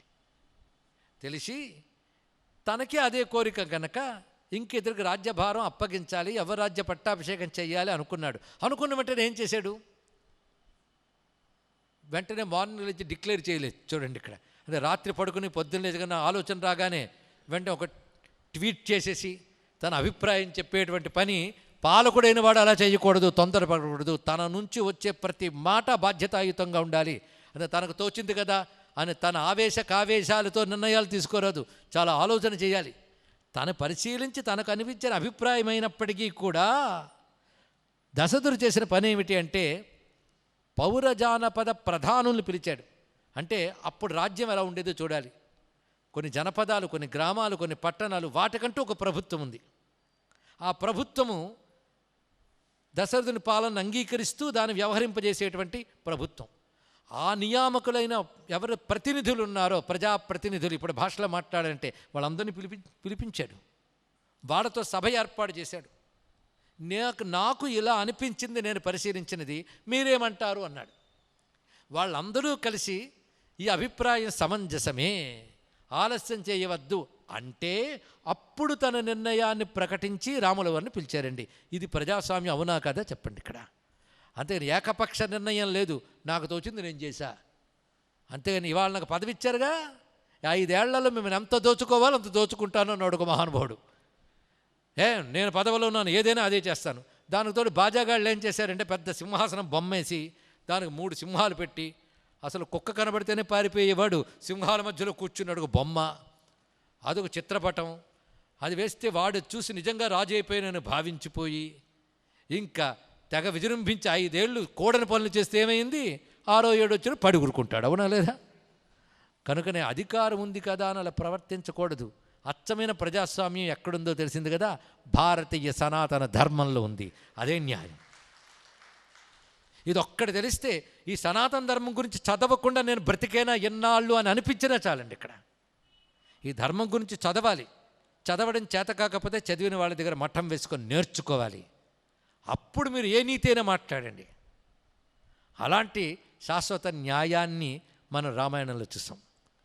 ఇప్పుడు ఎక్కడి నుంచి మొదలుపెట్టాం? సృష్టికర్త బ్రహ్మదేవుడి నుంచి కృతయుగం అయిన తర్వాత, ఇవి మొదలైన తర్వాత విరజుడనే రాజు వచ్చి క్రమంగా అనంగుడి దాకా వచ్చి, ఆయన తర్వాత వచ్చినటువంటి వేణుడు కథ చెప్పి అతన్ని శిక్షించినటువంటి వైనాన్ని చెప్పారు. దాని తర్వాత వాళ్ళకున్నటువంటి ఒక టెక్నాలజీతో, అప్పుడే టెక్నాలజీ ఉందో మనకేం తెలుసు, ఇప్పుడే టెక్నాలజికల్ డెవలప్మెంట్ వచ్చింది అనొద్దు. సృష్టి ఏర్పడిన ఎన్నో మొన్న కాదు, ఎన్నో మార్లు జరిగాయి. ఎన్నో మార్లు డెవలప్మెంట్లు అయ్యాయి, ఎన్నోలో పతనాలు అయ్యాయి. అలా ఎన్నో జరుగుతుంటాయి. ఒక్కొక్కప్పుడు ఒక్కొక్క సైన్స్. ఎప్పుడు ఇదే సైన్స్ అని కాదు, ఒక్కొక్కప్పుడు ఒక్కొక్క సైన్స్. అప్పుడు సైన్స్ ఏమిటో ఇతడు శిక్షించారు, సంహరించారు. కానీ ఇతడు ఉత్తమమైనటువంటి వంశంలోంచి వచ్చాడు, విరజుడి నుంచి. అక్కడి నుంచి ప్యూర్ కనుక అతను లోపల జెనెటికల్గా ఉత్తమ లక్షణాలు ఉంటాయి. తప్పున్నప్పటికీ ఆ జెనెటికల్ పూల్లోంచి మనం మంచిని తీసుకుని మరొక పాలకుడిని చేయాలి. ఇక్కడ గమనించవలసింది, అతను శిక్షించినటువంటి ఈ మహాత్ములు ఎవరు ఉన్నారో వాళ్ళు సింహాసనం ఎక్కలేదు. ఇది గమనించండి. ఇక్కడ అంటే వాళ్ళ పదవీ దాహం లేదు, అధికార దాహం లేదు, లోకక్షేమమే వాళ్ళకి ప్రధానం. కనుక వాళ్ళు ఏం చేశారంటే, మళ్ళీ రాజసింహాసనం మీద కూర్చోవడానికి యోగ్యుడు కావాలి అంటే జెనెటికల్గా ఇతరుల్లో గొప్ప లక్షణం ఉంది కనుక అది బయటకు తీయాలన్నట్ట అని వాళ్ళు ఒక మథనం చేశారన్నారు. మథనం అనగానే మనం బొమ్మ ఒకటి ఊహించుకుని కవ్వం పెట్టి చిరికారు ఊహించడానికి. అప్పుడు టెక్నాలజీతో వాళ్ళు ఏం చేశారంటే, మథనం అంటే మార్పు చెందించుట అని అర్థం. వాళ్ళు అతడి నుంచి ఒక సృష్టి చేయాలని మథనం చేశారు. ఇప్పుడు క్లోనింగు మొదలైన మాట్లాడుతూ ఉంటారే, అలాంటి ఏ టెక్నాలజీ అప్పుడు ఉపయోగించారో మనకేం తెలుసు. ఒక్క సెల్లోంచి మళ్ళీ దానికి సంబంధించి డిఎన్ఏ సహకారంతో వరకు ఉత్పత్తి చేయవచ్చు అని కొన్ని మాటలు ఇప్పుడు వింటున్నాం. అలాంటి ఉత్పత్తి చేయగలిగే జ్ఞానం అప్పుడే ఉందో కనుక ప్రాచీన పురాణాలు శ్రద్ధగా ఒక సైంటిఫిక్ టెంపర్మెంట్తో విన్నట్లయితే ఒక అద్భుతమైన సైన్స్ వాటిల్లో చెప్పారు అన్న విషయం సూచనప్రాయంగానే తెలుస్తుందండి. ఇక్కడ ఈ కథలో ఒక్క వేనరాజు కథ పిల్లలకి చెప్పండి. అంటే మీ పిల్లల్ని ప్రవచనాలు తీసుకొచ్చి వాళ్ళకి సెల్ ఫోన్లు ఇచ్చి ఆడుకుంటూ ఉంటారని కాకుండా వాళ్ళు వినాలి. ఇలాంటి పాఠాలు కాలేజీల్లో స్కూల్స్లో చెప్పబడాలి. ఏదో టెక్నాలజీ వాళ్ళ దగ్గర ఉంది, దానితో ఇతని నుంచి ఉత్పన్నం చేశారు. మొట్టమొదట మథనం చేయగానే ఒక నల్లని పురుషుడు వచ్చేట. అంటే ఇతరులు ఇదివరకు నెగిటివ్ క్వాలిటీస్ ఉన్నాయి కదా, వాటి నుంచి వచ్చాడు. వాడిని నిషీద అని దూరం పెట్టారు. అక్కడి నుంచి వచ్చిన సంతతి నిషీద వాళ్ళు వచ్చారు. ఇంకో వైపు నుంచి మథనం చేశారు. వాళ్ళ జెనెటికల్గా ఉన్న ఉత్తమ లక్షణంలోంచి ఒక మహానుభావుడు వచ్చాడు. ఆయన పేరు పృథు చక్రవర్తి. ఆ పృథు చక్రవర్తి రాజ్యపాలన ఎంత అందంగా చేశాడో భాగవతాది గ్రంథాలు అద్భుతంగా చెప్తున్నాయి. ఆయన పాలనలో ధర్మం తప్పలేదు. ఎవరైతే ఇందాక వేణుని శిక్షించారో వాళ్ళందరూ ఈయన సహకరించారు. వాళ్ళ మాటలు పాటిస్తూ ఒక స్థితికి తీసుకొచ్చాడు భూమిని. కానీ హఠాత్తుగా భూమి ఒట్టిపోయిందిట. భూమి నుంచి ఓషధులు సస్యములు రాలేదు. ఎందువల్ల అని ఆలోచించారు పృథు చక్రవర్తి. నేను ధర్మబద్ధంగా రాజ్యపాలన చేస్తున్నాను కదా, అటువంటి భూమి నాకు అన్నీ ఇవ్వాలి కదా, ఎందుకు ఇవ్వలేదు అంటే భూమిని అడుగు అన్నారు వాళ్ళందరూ. అప్పుడు పృథు చక్రవర్తి భూమిని ఏమడిగాడు, భూమి ఏమి చెప్పింది రేపు తెలుసుకుందాం. సర్వం శ్రీ నారాయణ చరణారవిందార్పణమస్తు. స్వస్తి. సహ పృథివీ సస్యశాలిని దేశోయం క్షోభరహితో బ్రాహ్మణా సంతు నిర్భయా అపుత్రా పుత్రిణ సంతు పుత్రిణ సంతు పౌత్రిణ అధనా సధనా సంతు జీవంతు శరదాం శతం మంగళం కోసలేంద్రాయ మహనీయ గుణాత్మనే చక్రవర్తి తనూజాయ సార్వభౌమాయ మంగళం వేద వేదాంత వేద్యాయ మేఘశ్యామలమూర్తయే పుంసాం మోహనరూపాయ పుణ్యశ్లోకాయ మంగళం సచ్చిదానందరూపాయ విశ్వోత్పత్యాదిహేతవే తాపత్రయ వినాశాయ వాసుదేవాయ మంగళం. వాసుదేవాయ మంగళం. శ్రీకృష్ణాయ చ మంగళం. శ్రీమద్రమారమణ గోవిందో హరి గోవింద. నమః పార్వతీపతయే. హర హర మహాదేవ.